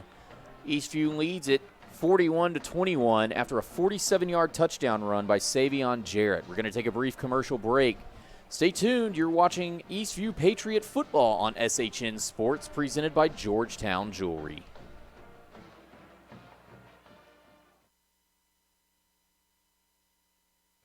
2019 high school football on SHN Sports is proudly presented by Georgetown Jewelry. Georgetown Jewelry is your trusted local jewelry store, family owned and operated since 2013. Whether you desire a one-of-a-kind custom piece or want to enjoy browsing our inventory of both unique and traditional jewelry and watches, stop by and see us at Georgetown Jewelry. We also specialize in jewelry repair and appraisals. For more information, please visit Georgetown Jewelry, located in the Williamsburg Village Shopping Center in Georgetown, or online at georgetownjewelry.com. Back here at Birkelbach Field, Georgetown ISD Stadium, where Canyon makes another big play. Their third of the evening, at this time on the ground. A 47-yard touchdown run by running back Savion Jarrett. And Eastview's lead has been cut to just 20 points as they still lead at 41-21 over the Canyon Cougars. 1:16 remaining here in the Rob Hibb Insurance third quarter. Thank you very much for tuning in to Eastview Patriot Football on SHN Sports, presented by Georgetown Jewelry. I'm Travis Banks alongside Michael Francis. Seth Sparks is with us in the press box tonight, helping us out with a couple of things, and we look forward to hearing him and seeing him on a couple of future SHN broadcasts. Cameron Welch out to kick for the Cougars. His kick goes far and deep, and it's not going to be returned. It's going to lead to a touchback. In fact, the first touchback of the evening for either team. Isaiah Quentin Jackson would have been the returnee on that kick, but he never had the chance. So Eastview will start out at their own 25-yard line, and we'll see if they can extend their lead anymore. They did score on their last offensive possession. A 40-yard touchdown catch by Charles Ross from Jackson Colson. There's one of a old faithful bandstand songs as they play Land of a Thousand Dances over there. Canyon Band across the way. It's good to have a crowd, Mike, this week. It's on 1st and 10. It's a handoff to the back. It's a Marion Brooks, and Brooks scuttles his way from the 25-yard line to the 30-yard line before being brought down by Tristan Smith. And if you're Eastview, Michael, you still got an entire quarter left to play, but are you already in the run-the-clock mode, or do you try to bring out a couple of big tricks from your sleeve? I've always been a firm believer, keep your foot on the gas and mash it till you don't need to do it anymore. You know, that's exactly what happened to Eastview last year against Brenham when they led 31-3, took their foot off the gas pedal and ended up losing that game 35-34. As on 2nd and 5, it's another handoff to Brooks. As Brooks is able to get to the first down, he was tackled this time by Robert Crandall.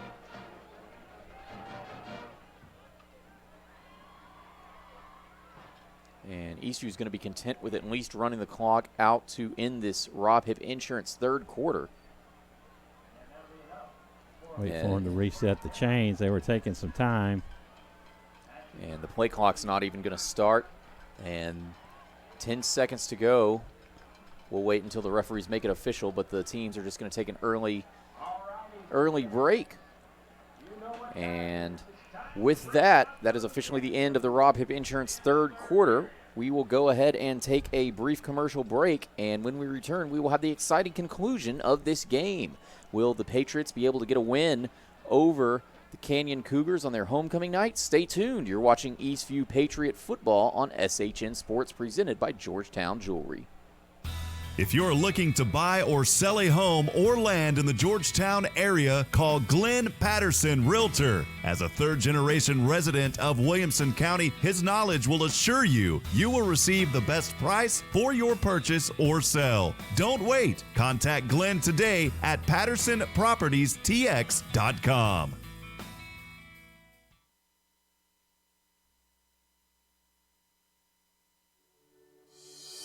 Jimmy Jacobs' reputation for building beautiful custom homes in Central Texas speaks for itself. For over 30 years, he has been behind some of the most successful and sought-after new home developments in Georgetown. Grand Endeavor Homes represents a new era of elegant custom home building. Now joined by his son, Justin Jacobs, Jimmy has launched Grand Endeavor Homes to continue his legacy.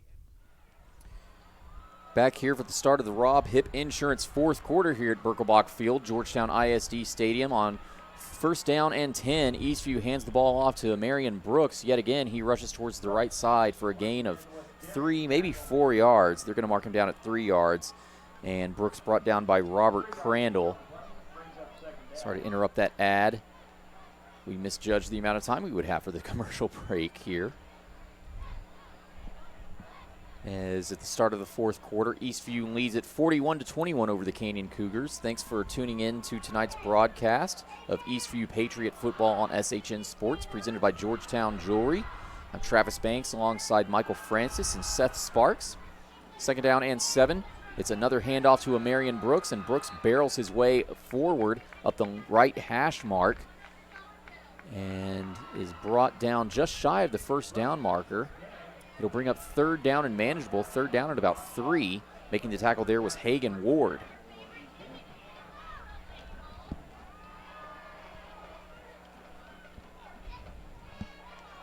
Michael, I think all Eastview has to do is not give up any more big plays to Canyon on defense. It's the only way Canyon has scored tonight, all on big plays of longer than 40 yards. As on 3rd and 3, it's a handoff to Brooks, but whistles. Yeah, the referees called Canyon called a timeout before the ball was snapped, and the whistles blew as the ball was snapped. So we'll go ahead and use that last commercial break that we were going to do. And we'll be right back here on Eastview Patriot Football on SHN Sports. Jimmy Jacobs' reputation for building beautiful custom homes in Central Texas speaks for itself. For over 30 years, he has been behind some of the most successful and sought-after new home developments in Georgetown. Grand Endeavor Homes represents a new era of elegant custom home building. Now joined by his son, Justin Jacobs, Jimmy has launched Grand Endeavor Homes to continue his legacy and reputation for custom homes in Georgetown and the surrounding areas. Visit GrandEndeavorHomes.com for details and directions to the model home.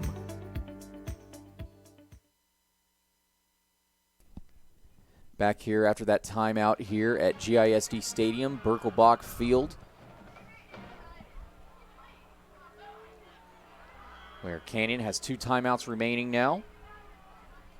And on 3rd and 3, they're looking to stop the Eastview Patriots from getting a first down and moving the chains. It's a handoff to Brooks, and Brooks is stuffed before he can get to the first down marker.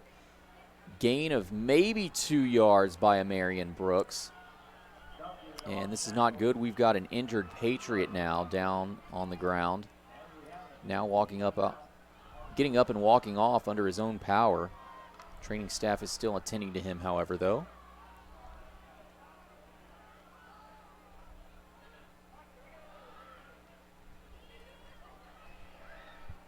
But nevertheless, the Patriots unable to get the first down there.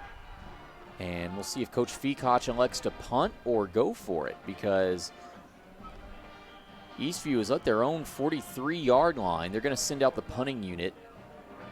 Way too far for a field goal, but however, 4th down and 2, you could theoretically go for it and get the first down. However, Canyon's defense has been stuffing Eastview at the line over the last several plays.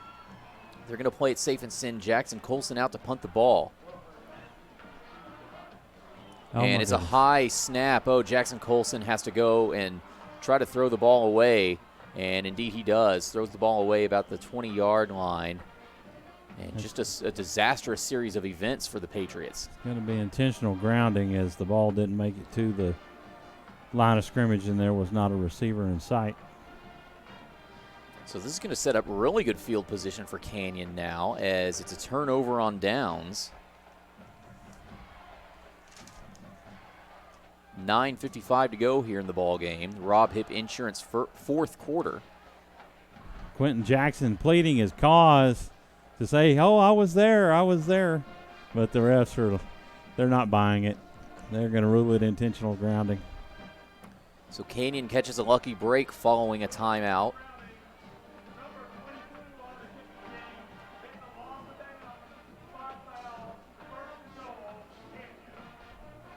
Spot foul, Travis. It is not good. That's going to give Canyon starting field position inside the red zone at the Patriots' 10-yard line. 1st and goal. Yeah, 1st and goal from the 8-yard line. So they're not even going to bring the chains over there. Canyon now. Dallas Gomez, the quarterback, comes out in a pistol formation. Gomez takes the snap. It's a designed quarterback run on the left side. Gomez is brought down by Justin Nazer after gaining 2, maybe 3 yards. We'll see where the referees mark him down at. But Canyon has just had a lot of success on the ground over the past several plays. That's 2 miscues on the deep snapper. One on the extra point and that one up for that punt. 2nd and goal. It's a handoff to Williford, the running back. And Williford is brought down violently at the 5-yard line by Cooper Namkin. Brings up 3rd and goal for the Cougars. Officially a gain of 1 yard for Williford.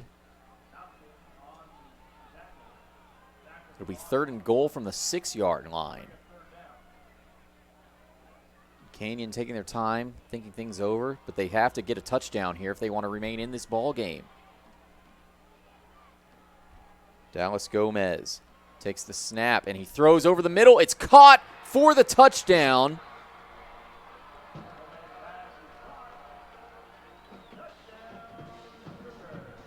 Trying to see who that wide receiver was. It looked to me like that was Michael Bassett.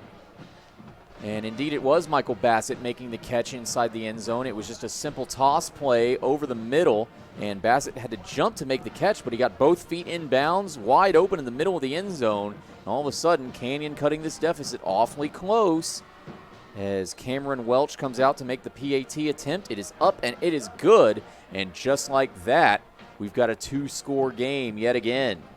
With 8:44 remaining in the ball game and the Rob Hipp Insurance 4th quarter, Eastview leads at 41-28 over Canyon now. We'll take a brief commercial break. Stay tuned. We'll have Eastview's next drive. After this, you're watching Eastview Patriot football on SHN Sports, brought to you by Georgetown Jewelry. If you or your family couldn't work for 6 to 12 months due to a serious illness or major accident, how would that affect you or your family financially? Hi friends, I'm Rob Hipp. I offer products that can help during the tough and unforeseen times. For more information, please call me directly at 512-522-9105. Again, that number is 512-522-9105.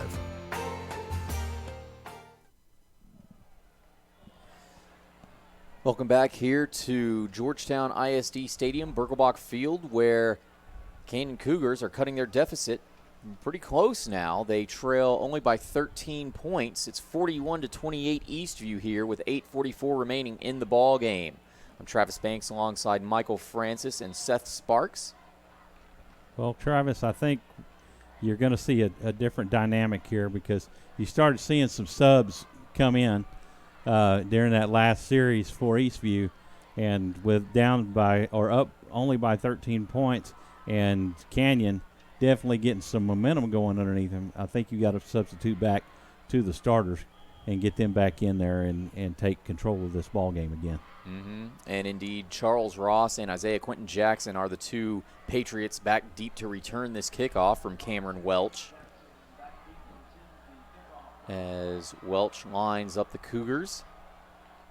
And the kickoff is up.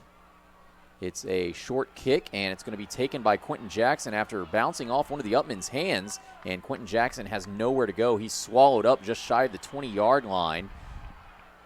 Well, that Upman was Jackson Colson. So definitely somebody that had some sure hands up there, Travis. Yeah, it's pretty amazing just how many players are having to play roles on all three sides of the ball for this Patriots team that is a little underhanded. Well, I tell you what you'll see next year, Travis, is if Eastview has a very successful season under Coach Feacock, you're going to see more kids come out to play because they want to be a part of a winner.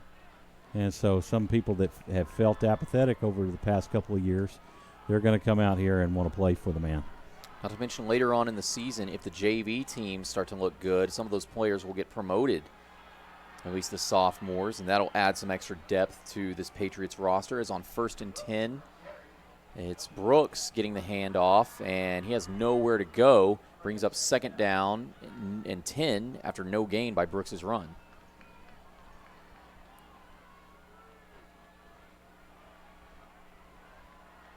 Eastview doesn't need to get complacent. They really need to get back to that fire and passion that they were playing with back in the first half and showed sparks of as the second half got underway, and Ross made that touchdown. Colson throwing a slant pass to Charles Ross and broken up by Darian Tanner. It just felt incomplete. Tanner able to get at least a hand on Ross and break that pass play up. So the Eastview trying to get something going there, but they do stop the clock with 7:52 remaining here, and it's 3rd down and 10.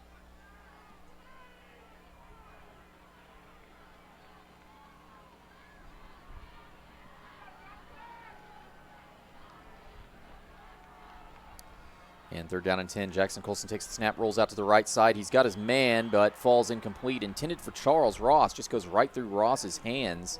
Tristan Smith again on the coverage there.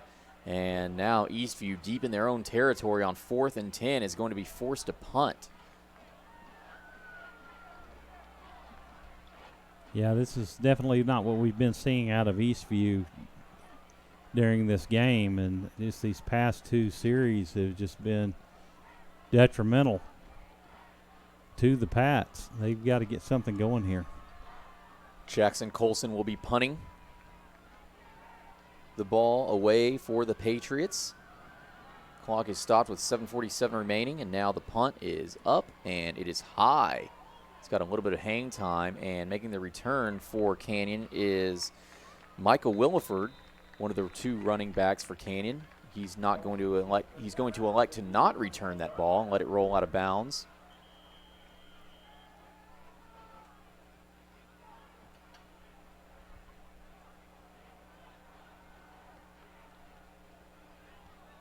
That was a good punt by Jackson Colson. Gets down to the 30-yard line, and you couldn't ask for a better punt than that. And now it's up to the Eastview defense to make a stand because, all 3 of Canyon's 4 touchdowns have come on major plays that have been given up by the Eastview defense. The last one was because of a penalty, which gave Canyon a starting position on the Patriots' 10. It was 1st and goal from the 10, and they were able to score pretty easily after that. So it'll be 1st and 10 from the 29-yard line for Canyon. Dallas Gomez, the quarterback, takes the snap and it pump fakes, throws to the right side. He's got a wide open man behind the coverage, and it falls incomplete, actually. Wow, a lucky break for the Patriots. The intended receiver was Callan Farr, and boy, he just came and completely dropped that pass. Charles Ross was on the coverage. Farr got completely behind Ross in the coverage on the right side of the field, and he got really lucky there.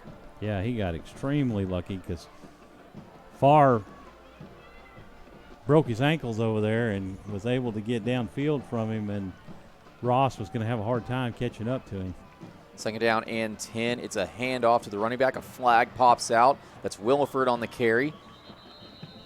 Excuse me, that was Savion Jarrett on the carry. My apologies. He rushes out to the left sideline, and it's knocked out of bounds. Some laundry on the field. Probably going to be a hold. Yeah, that's what I was thinking. Came from the middle of the field just after Jarrett was able to pass the lineman and get that edge. And referees are indeed moving Canyon back 5 yards. Going 10. 10, okay. It's a 10-yard variety.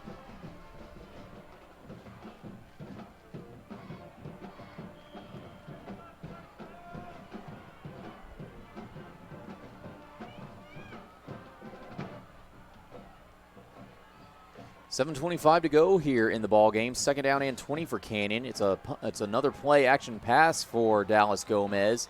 He throws out deep over the middle. Pass intended for Callan Farr again falls incomplete. Charles Ross on the coverage yet again, but his coverage was a little tighter than it was last time. Yeah, I guarantee you there's a DC in that room in there that is probably all in that coach's ear down on the sidelines, and he's in the ear of Charles Ross. So that'll set up third down and 20 for Canyon. Third and very long. Ball on their own 19-yard line. Huge third down for Canyon now.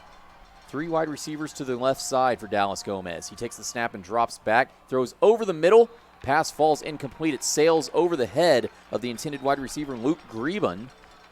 And he's looking for a flag after the coverage by Cooper Namkin was very close. You can't really call that right there because they threw into coverage, and everybody was covered right in that gap right there. So when you throw into a tight window like that, you're going to be hard-pressed to get an interference call right there.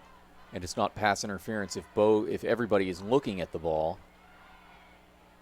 As Cameron Welch comes out to punt, it's a lower punt. Isaiah Quentin Jackson will not have a chance to return the ball, and it will take a couple of bounces before stopping about the 31-yard line. 7:02 to go in this ball game. Patriots lead at 41-28 over the Cougars. Well, the Patriots did what they had to do right there and get that stop. You know, it was a huge holding call against Canyon that backed them up and put them into that 1st and 20 or 2nd and 20 position, and Eastview able to shut them down. Of course, you know, Canyon going for those big chunks of yardage, and that can eat you up too. You know, sometimes you just got to go with what's working for you. First down and 10 for the Patriots at their own 31-yard line. It's a handoff to Marion Brooks, and Brooks rushes over to the right side towards the right hash mark, brought down by Hagan Ward.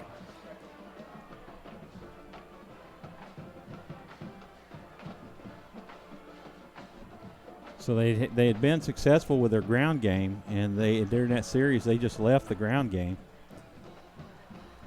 and went to the air and went for big yardage and wasn't able to get those catches. Gain of 4 on that rush by Brooks. Sets up second down and 6 from the 35-yard line. It's another handoff to Brooks, and he gets back to the line of scrimmage, is able to fall forward after being hit, and brought down after a gain of 1, maybe 2 yards. Making the tackle that time was Jackson Duncan.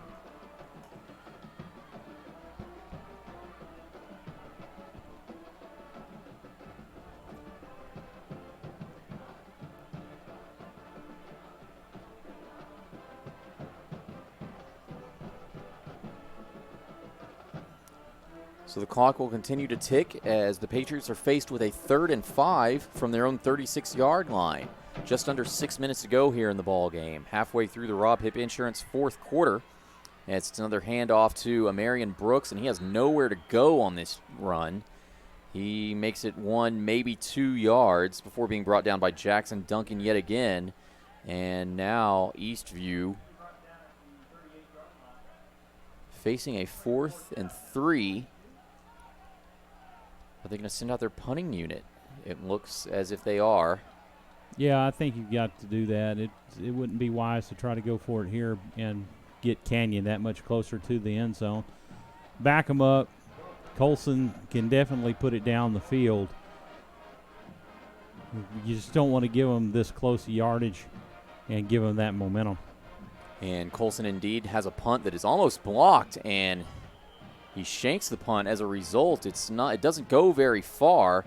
Barely crosses the 50. It's going to be marked down at the 48-yard line.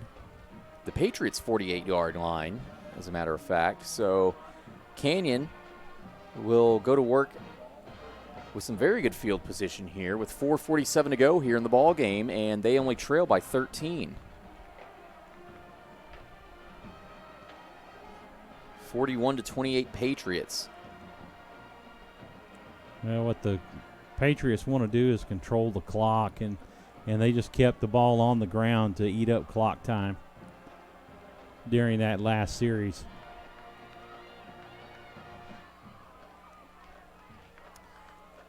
So 1st and 10, ball on the 48-yard line. Dallas Gomez takes the snap and rolls out to the right. He's under immense pressure and throws the pass intended for Corey Moose. Rowan Hines on the coverage there, helping to get some pressure. And brings up 2nd down and 10 for Canyon.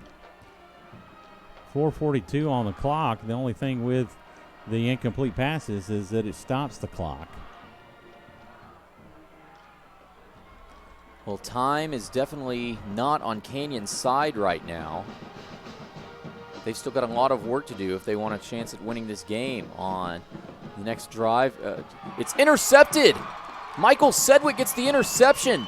Dallas Gomez, and he fumbles the ball as he's brought down. What is happening? There's a flag now. Dallas Gomez threw a pass that was intended for Callan Farr.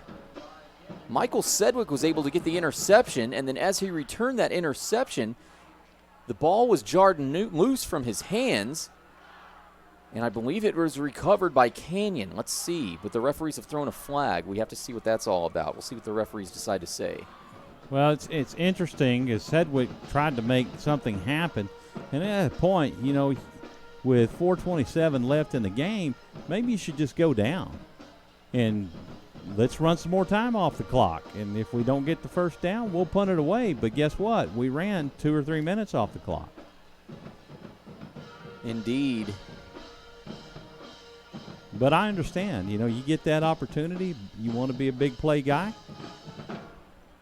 I ain't going to hold that against him at all. But unfortunately, you give the ball right back to him. And we just got to sort out what this penalty call is. Well, it was thrown. And when did it take place? Before or after the turnover?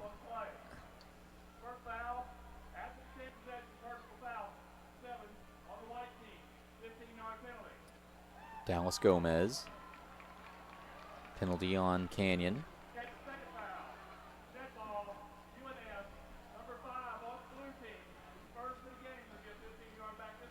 Jordan Oswald. So offsetting penalties.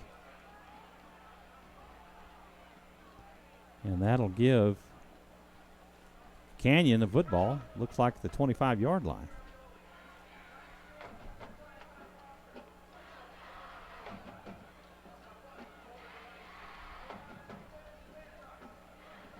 What a series of events. I mean, goodness gracious.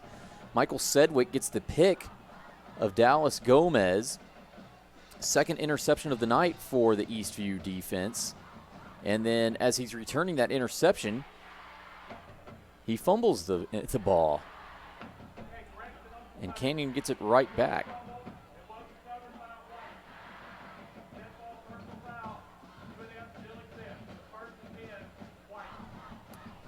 So it'll be 1st and 10 Canyon from the Patriots' 30-yard line. So Canyon now all of a sudden in great position to score with 4:27 here remaining in the ball game. Dallas Gomez comes out in the shotgun formation. 2 wide receivers on his right side. Gomez takes the snap, immediately throws to the left. It's caught at the 20-yard line, and who else but Callan Farr. And Farr is knocked out of bounds at the 18-yard line by Charles Ross. And that puts the Cougars inside the red zone. However, there's a late flag well back there on the sideline. Cougar sideline. Ineligible downfield, Travis. So the Patriots catch a break on that play. How critical was that? Kind of the story of Canyon tonight. They've made some big plays and hung in there, but they've also shot themselves in the foot. You know, this could probably potentially be a tie game, potentially Canyon leading the Patriots, actually, had they not had a lot of these penalties that have ended up in them losing yards or having big plays negated. A lot of self-inflicted wounds by New Braunfels Canyon. It's 1st down and 15 for Canyon as the ball is snapped and whistles blow. Timeout. Canyon. So timeout Canyon. We'll go ahead and keep it right here. That is Canyon's 2nd timeout of the second half. They've got 1 remaining. Patriots have all 3 of their timeouts remaining. They still lead the Cougars 41-28 with 4:24 remaining here in the ball game. Well, right now, Eastview still holds all the aces, but that could change in a heartbeat if Eastview doesn't contain Canyon and keep them from getting to the end zone. And this is about the time of the ball game, too, Michael, where these kids have got to be tired. I mean, this game started exactly 3 hours ago. At 7:30, it's 10:30 right now, and it's been an even longer game because of the homecoming festivities for Eastview. And it feels like, you know, in terms of Eastview at least, they've been substituting a lot of guys to try to keep them fresh, but eventually, no matter how many times you sub in and out of the game, these kids are still going to be tired from running all over the field. And Canyon seems to have some of those problems as well, just in terms of wide receivers being a little tired, not being able to make that last push to get underneath a pass from Dallas Gomez. Right. Well, here we go. In addition, it's still week 2. It's still very hot down there on the field, I bet, even though it is completely black outside. 1st and 15, Dallas Gomez fakes a handoff and throws to the right side, and it is caught at the 20-yard line by Jacob Garcia.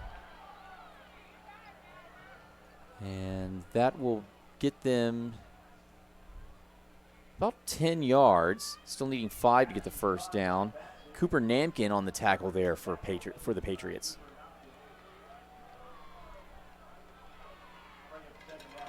We'll bring up 2nd down and 5 from the 20-yard line. Gomez hands the ball off to Jarrett, and Jarrett barrels his way past the 1st down marker, picks up a few yards more, and he's brought down at about the 12-yard line by Jordan Oswald, and all of a sudden Canyon is creeping back into near the end zone, I should say. 3:41 to go and counting remaining here in the ball game. Gomez takes the snap on 1st down, throws to the right side. He's got a wide open man. It's caught inside the 10 and pushed out of bounds shy of the goal line, about the 3-4 yard line, is wide receiver Jacob Garcia. He was pushed out of bounds by Michael Sedgwick. And that'll bring up 2nd down and 1 from the 3-yard line. The Cougars are still able to get a 1st down. And 3 minutes exactly to go here in the Rob Hipp Insurance 4th quarter. Gomez takes the snap and keeps it himself. It's a design quarterback keeper up the middle. He's got a 1st down and a touchdown. A 3-yard touchdown run by Dallas Gomez. No flags on the field, and just like that, the Cougars bring it within 1. Within 7. One score, I should say. 7 points. It's been a long game for all of us, I think. And Cameron Welch is out to kick the PAT, attempt the PAT. The kick is up, has the distance from up here, and referees rule it good. So now it's just a 6-point game. Patriots lead at 41-35. We're going to go ahead and take potentially our last commercial break of this ball game.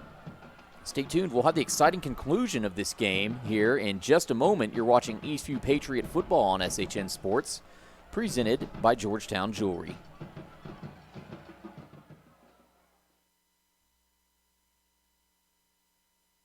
Locally owned by Pam and Al Bartschmid, College Street Cottages is proud to offer vacation rentals in beautiful and historic Georgetown, Texas. With premium amenities and comfortably sized spaces, our cottages provide the best accommodations that Georgetown has to offer. All of the remodeled 1940s cottages include complete use of the entire house and yard, fenced backyard with seating, eating area, and a barbecue grill, convenient parking in front, and detached garages.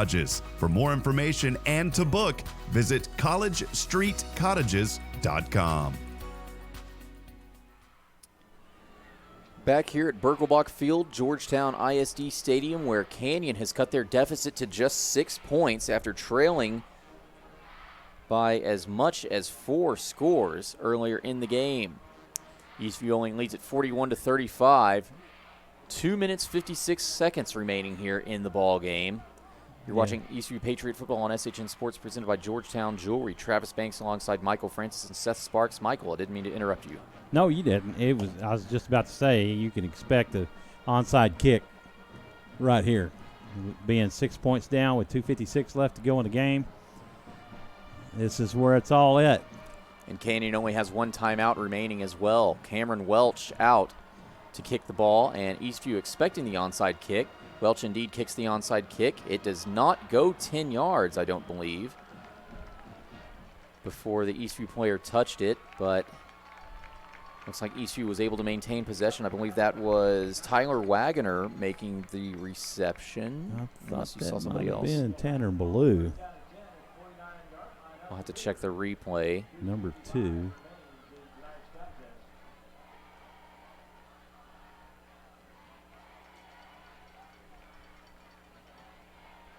The rules for onside kicks are that the kicking team cannot touch the ball unless the ball travels either 10 yards or is touched by an opposing player first. And that's what happened with Tanner Ballou. He moved up to make that catch, and he got trucked.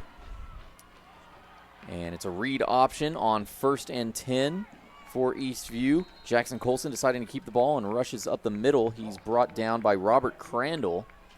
So the clock will continue to momentarily tick. Or I should say it would have if Canyon had not used their final timeout. And we'll go ahead and keep it right here. And Michael, do you agree with Canyon using their final timeout with this much time left on the clock? I don't know. I think you need to wait to see what's going to happen at 3rd down and then make that decision, because now you put yourself against the wall. If they are able to run the time off the clock and you get the ball back, you don't give yourself much to work with, and so then you got to make the long shots downfield, and that's worked a couple of times, but not as successful as they would like to be. Well, you've got to have an advantage if you're Canyon, just knowing that Eastview's probably going to be running the ball to run the clock out. If they had not taken their timeout, Eastview probably would have let the play clock run down. They would have lost about 30 seconds potentially, and the ball would be snapped with about 2:18 remaining in the ball game. Say Canyon's able to get a stop, they could wither it down to about 90 seconds after that and then use the timeout perhaps. But now they are out of timeouts. They trail by 6, and there's 2 minutes, 48 seconds to go. It's 2nd down and 7 for the Patriots. The ball is on the Canyon 46-yard line. Eastview has possession. Colson in the shotgun formation hands the ball off to Isaiah Quentin Jackson, who is swallowed up in the backfield by at least four Canyon defenders. Caden Holt was the first defender to break through and get a hand on Quentin Jackson. And now Eastview is faced with a 3rd and long. 3rd down and 12 to be exact. The thing about it, even though he was taking a loss on the play, he kept the clock moving. And so that's what they're going to continue to do right here. And Canyon's going to be powerless to stop the clock after this third down play. Now, Eastview has all 3 of their timeouts remaining should they feel like they need to use one, and it looks like that's what they're going to do right here is they let the play clock expire and then call one of their timeouts. And we'll go ahead and keep it right here. That'll stop the clock with 1:58 remaining here in the ball game. It's a huge 3rd and long for the Patriots as Canyon's out of timeout, so they could theoretically run the ball. And after punting the ball away, that would leave Canyon with a little over a minute to go in the ball game with a possession if they decide to punt the ball away. However, of course, they could decide to do some sort of kneel down and do a turnover on downs. I don't know. There's a bunch of different scenarios running through my head. I don't know if I'm properly explaining them all to the viewers. They've probably shut the game off in confusion, but we'll see what happens here. It's a big play for both of these teams and could decide the ball game here. Well, I think if you're Coach Feacott, you're going to keep the ball on the ground because that's going to give you another 30 seconds or 30 to 40 seconds that you can run off the clock, or 25 seconds that you can run off the clock before you have to punt the ball away. So that's a friend, and that'll get it down to like a minute and a half and then punt it away, and then Canyon has to drive the length of the field. Well, here we go. With less than 90 seconds. So we'll see what kind of play Coach Feacott has drawn up. As it's a handoff to the right side and swallowed up in the backfield. Gain of 1, maybe 2 yards is Isaiah Quentin Jackson. He's tackled by Tristan Smith. And Quentin Jackson gains maybe a yard on that carry. And now Eastview, there's about a 10-second differential between the play clock and the game clock. So Eastview can stop the clock with about 1:10 remaining here in the ball game.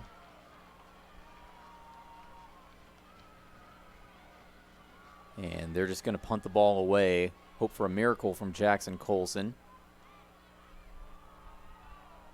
And Eastview is going to use their second timeout of the half. Clock will officially stop with 1:08 remaining. Actually, Eastview took the delay of game. I'm sorry, they did not use their timeout. So they'll be pushed back 5 yards.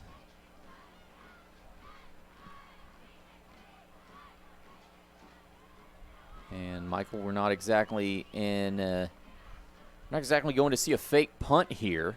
No, not this deep in your own. 4th and 16. You don't want to give Canyon any spark. You've had some miscues that have hurt you in this quarter, and specifically the snap over Colson's head on the punt that got Canyon to the 5-yard line. Well, one thing is for sure is that these Patriots are going to fight for their coach as Colson's punt is up, and wow, it has some hang time. Signaling for the fair catch is Michael Williford, and Williford makes that fair catch about the 15-yard line, so Canyon is at least pinned back fairly deep within their own territory. And they've got 61 seconds to work with, Travis. And no timeouts. Now, remember, Eastview has given up quite a few big pass plays to Canyon. 3 to be exact. All of those big pass plays going for touchdowns over 40 yards. So at one point in this game, Eastview had a comfortable lead. And that lead has almost gone. It's bringing back shocking, haunting memories of the Brenham game last year. All alone is Dallas Gomez on 1st and 10 from the shotgun formation. Gomez throws to the right side. He's got a man. It's caught at the 30-yard line, and immediately falling over is Jacob Garcia. That's a first down, and it moves the chains. He didn't get out of bounds, so the clock is still running. And same formation. Gomez all alone on 1st and 10. Oh, the pass is deflected and nearly intercepted by Justin Nazer. A great tip at the O-line. Stops the clock with 40 seconds to go. It'll be 2nd down and 10. Ball on the Canyon 30-yard line. So a good defensive break here for the Patriots as they get a little bit of a rest from this hurry-up offense. Gomez coming out in the shotgun formation all alone in the backfield. 2 wide receivers on each side. Dallas Gomez. And looks like Eastview is just going to call a timeout. Their 2nd of the half. They're going to talk things over with their defense, maybe give them a little bit more of a breather. I think whatever you do, you got to talk to your defense and make sure they understand. Don't let them get by you. Keep them in front of you. Don't let them get past you. Because you don't want them getting around on you and getting that explosive play down the field and into the end zone. Keep them in front of you. So you don't have to play them up on the line. Just stay back 5-6 yards and keep the guys in front of you. They can whittle 5 or 6 yards at a time, but you're not getting the big plays, and that's going to eat time off the clock. Mm-hmm. And you got to think that a lot of these defenders are going to be making sure that Canyon does not step out of bounds if they do complete some of these passes, because that's exactly what you don't want. You don't want Canyon getting a 1st down and then having the extra bonus of stopping the clock and being able to set back up pretty quick without taking any time off the clock. Well, they've got to get in the end zone. A field goal is not going to do them any good. So now, same shotgun formation. Dallas Gomez all alone in the backfield. 2nd down and 10 from the 30-yard line. Gomez throws immediately to the left side. It's a fade and intercepted. It's intercepted by Cooper Namkin. The ball deflected off the intended target, Jacob Garcia's helmet, it looked like. And Cooper Namkin was right there to make the diving interception. What a play by Eastview. Cooper Namkin saves the game. Cooper Namkin saves homecoming for the Patriots. Outstanding. It was a short pass by Gomez that hit. It was Jake. Was it Oswald? Hit Oswald in the back. I think Oswald was on the off. coverage. Yeah. Yeah. Jacob Garcia was the intended receiver. Sorry, Michael. Hit him in the back, just about where the helmet meets and the shoulder pads, and bounced away back into the field. And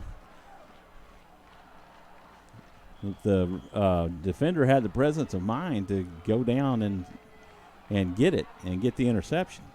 And now with 33 seconds to go, Jackson Colson takes the knee in the victory formation, and the Patriots celebrate their homecoming win. Not just a homecoming win, but a huge win in more ways than that, Michael. They've avenged their loss to Canyon from last year. They split that series, and they're 2-0 on this 2019 football season. Well, they're 7 seconds away from this one being final. And I'll tell you what, there is no shortage of excitement with this Eastview Patriot football team. You know, they showed some resilience throughout this game. They had a comfortable lead, and New Braunfels had their backs against the wall. We talked about it. They looked dejected. They were playing very flat, and they managed to claw their way back into this one. And Eastview dodges the bullet and comes away with a sweet, sweet victory. Well, you know, this game is going to be looked back on as one of those learning experiences for this young team, as they overcame some adversity. Just like they overcame adversity from last week against Westwood, won that game in overtime, had a goal line stand. They had a large lead here over Canyon tonight of multiple scores, and let that lead almost evaporate. And just a great interception, the 3rd interception of the night by this Patriots defensive squad. And boy, it's been a while since you can say the defense has played and gotten turnovers just in general as well, Michael. And Eastview wins their homecoming game, and they made it exciting too. Yes, they did. Very, very exciting. 41-35, Eastview over Canyon. Your final score for tonight, Eastview has avenged 2 non-district losses from the 2018 season. And both of those to 6A class schools. And you got to think that bodes well for them in a couple of weeks as they begin competition in district. But that's still quite a bit of ways away. Again, next week, Eastview will return on the road as they will take on Reagan. And that will be at Nelson Field. That game will kick off at 7 p.m. next Friday night. We can expect a lot of the Eastview faithful to make that short trip down I-35 and 183. Or I believe that's off of 290 now. I get my Austin areas mixed 290. up. It's over there by Cameron Road and 290. It's between 183 and 290, and that's what always confuses me. Right. But, you know, one of the older stadiums in the Austin area will be up there. We hope to see some of the Eastview faithful there as Eastview looks to go 3-0, and Canyon falls to 0-2 on the season. They will return home next week for more non-district action. But Eastview, again, Michael, we've talked about this throughout the last 2 broadcasts, but just a completely different team this season under Coach Fekoch. Oh, yeah, and they play with some heart. They play with fire, and you just see it in them. It's in the coaching staff. It's in these young men. And we're going to see how this all plays out next week in this non-district schedule before we get started versus Marble Falls in a couple of weeks. So I believe we'll have a bye week after we play Northeast. Exactly, yes. Before we actually start district. Yeah, 2 weeks from tonight is the bye week, and then 3 weeks from tonight starts district play at Marble Falls on the road. You and I will both be there, and I'm looking forward to it, actually. Oh, yeah. I think right now you got to look at Eastview as probably one of the top contenders in the district for the championship. I think you definitely got to look at it. Glenn got beat by Liberty Hill last week, and not sure how they did tonight yet. I haven't seen a final score on that, but you definitely got to look at Eastview right now as definitely being one of the top contenders because Coach Fekoch has really got these guys going and believing in themselves. Exactly. The running game, the offense is just on fire. Jackson Colson with a few more touchdowns tonight. We'll have those totals for you here in just a second. I'll just go ahead and read through the Eastview scores. Started out with a Tyler Wagner 7-yard touchdown catch. And then Amarian Brooks followed with 2 touchdown runs. Isaiah Quentin Jackson had a 13-yard touchdown run of his own. It was 28-7 Eastview at that point. Michael Sedgwick got a 12-yard touchdown catch. And Charles Ross with that 40-yard huge touchdown catch as well. It was 41-14 Eastview at that point. They almost blew a 41-14 lead. Canyon came back, scoring 3 touchdowns in a row, but Eastview persevered, and they were able to hold on. And that was it for the scoring. So Jackson Colson with 3 touchdowns tonight to add on to his 6 total touchdowns that he had last week. Amarian Brooks having 2 touchdowns on the ground, and Isaiah Quentin Jackson having a touchdown on the ground as well. So a huge night for the Eastview offense, an even bigger night for the Eastview defense. Michael, we've got to pick a player of the game. Yeah, I was just thinking about that. What's your recommendation? I think I don't know. You look at Jackson Colson again. I mean, the guy he's reading the defenses well. He's getting passes all over the field. He's directing his offense. Had a couple of miscues with the punt. He only shanked 1 punt. Rest of them were good deep punts. He really looks good. But you had some other players that were really standing out too. You had Sedgwick, who was really making things happen. You had Ross that was really making things happen. Cooper Namkin, I think you got to kind of look his direction, buddy. I was going to suggest Cooper Namkin myself just for that game-winning interception. Right. So pulled that one in. I believe he had a score as well. a couple of big plays from Cooper Namkin. 2 interceptions on the night. He had an interception to end the second quarter as well. So just a great overall effort by the Eastview defense, even though they did give up a lot of points, about the same amount of points as they did last week. But, hey, 2-0. You can't really argue with the results. Can't argue with that. So I think you really got to probably give the nod to Cooper Namkin this week. Any final thoughts before we wrap this up, Michael? Well, it's been exciting. I will say that. The past 2 games have kept you on the edge of your seat all the way to the end of the game. So, Coach Feacock is doing things really well. Coach Corey McCombs is definitely laying out a defensive game plan and doing a great job getting these guys to bounce back from last week. And Coach Mike Bonewald is designing great offensive plays and getting things happen. He's getting great first strike scores and getting some tempo and some cadence for the game. So, yeah, I think these coaches are really doing well. So glad to see them come out with this victory and be 2-0 to start the season and get some good momentum to go into district play. You're going to face Northeast next week. I'm not sure how they're doing right now. I haven't really seen any of their scores, so I will definitely do that with game prep this week. So we'll have a much better feel for it next week. But yeah, I think we're definitely on the road to success this year with the Eastview Patriots. We're going to go ahead and join in on all these homecoming celebrations here with the rest of the Eastview faithful. And a reminder that next week's broadcast will be next Friday night at 7 p.m. We will be going live about 10 minutes before then, 10 to 15 minutes before then. Check shnsports.com and Twitter at shnsports for more information on all of that. So thank you very much for tuning in for another edition of Eastview Patriot Football on SHN Sports, presented by Georgetown Jewelry. And one last quick shout out to all of our sponsors: Oak Ridge Disciple House, Glenn Patterson Realtor, Rob Hip Insurance, and Georgetown Shirt Company, and Courtney Home Inspections as well. We thank you all for your support, and we could not put on these broadcasts without your assistance. So he's Michael Francis. He is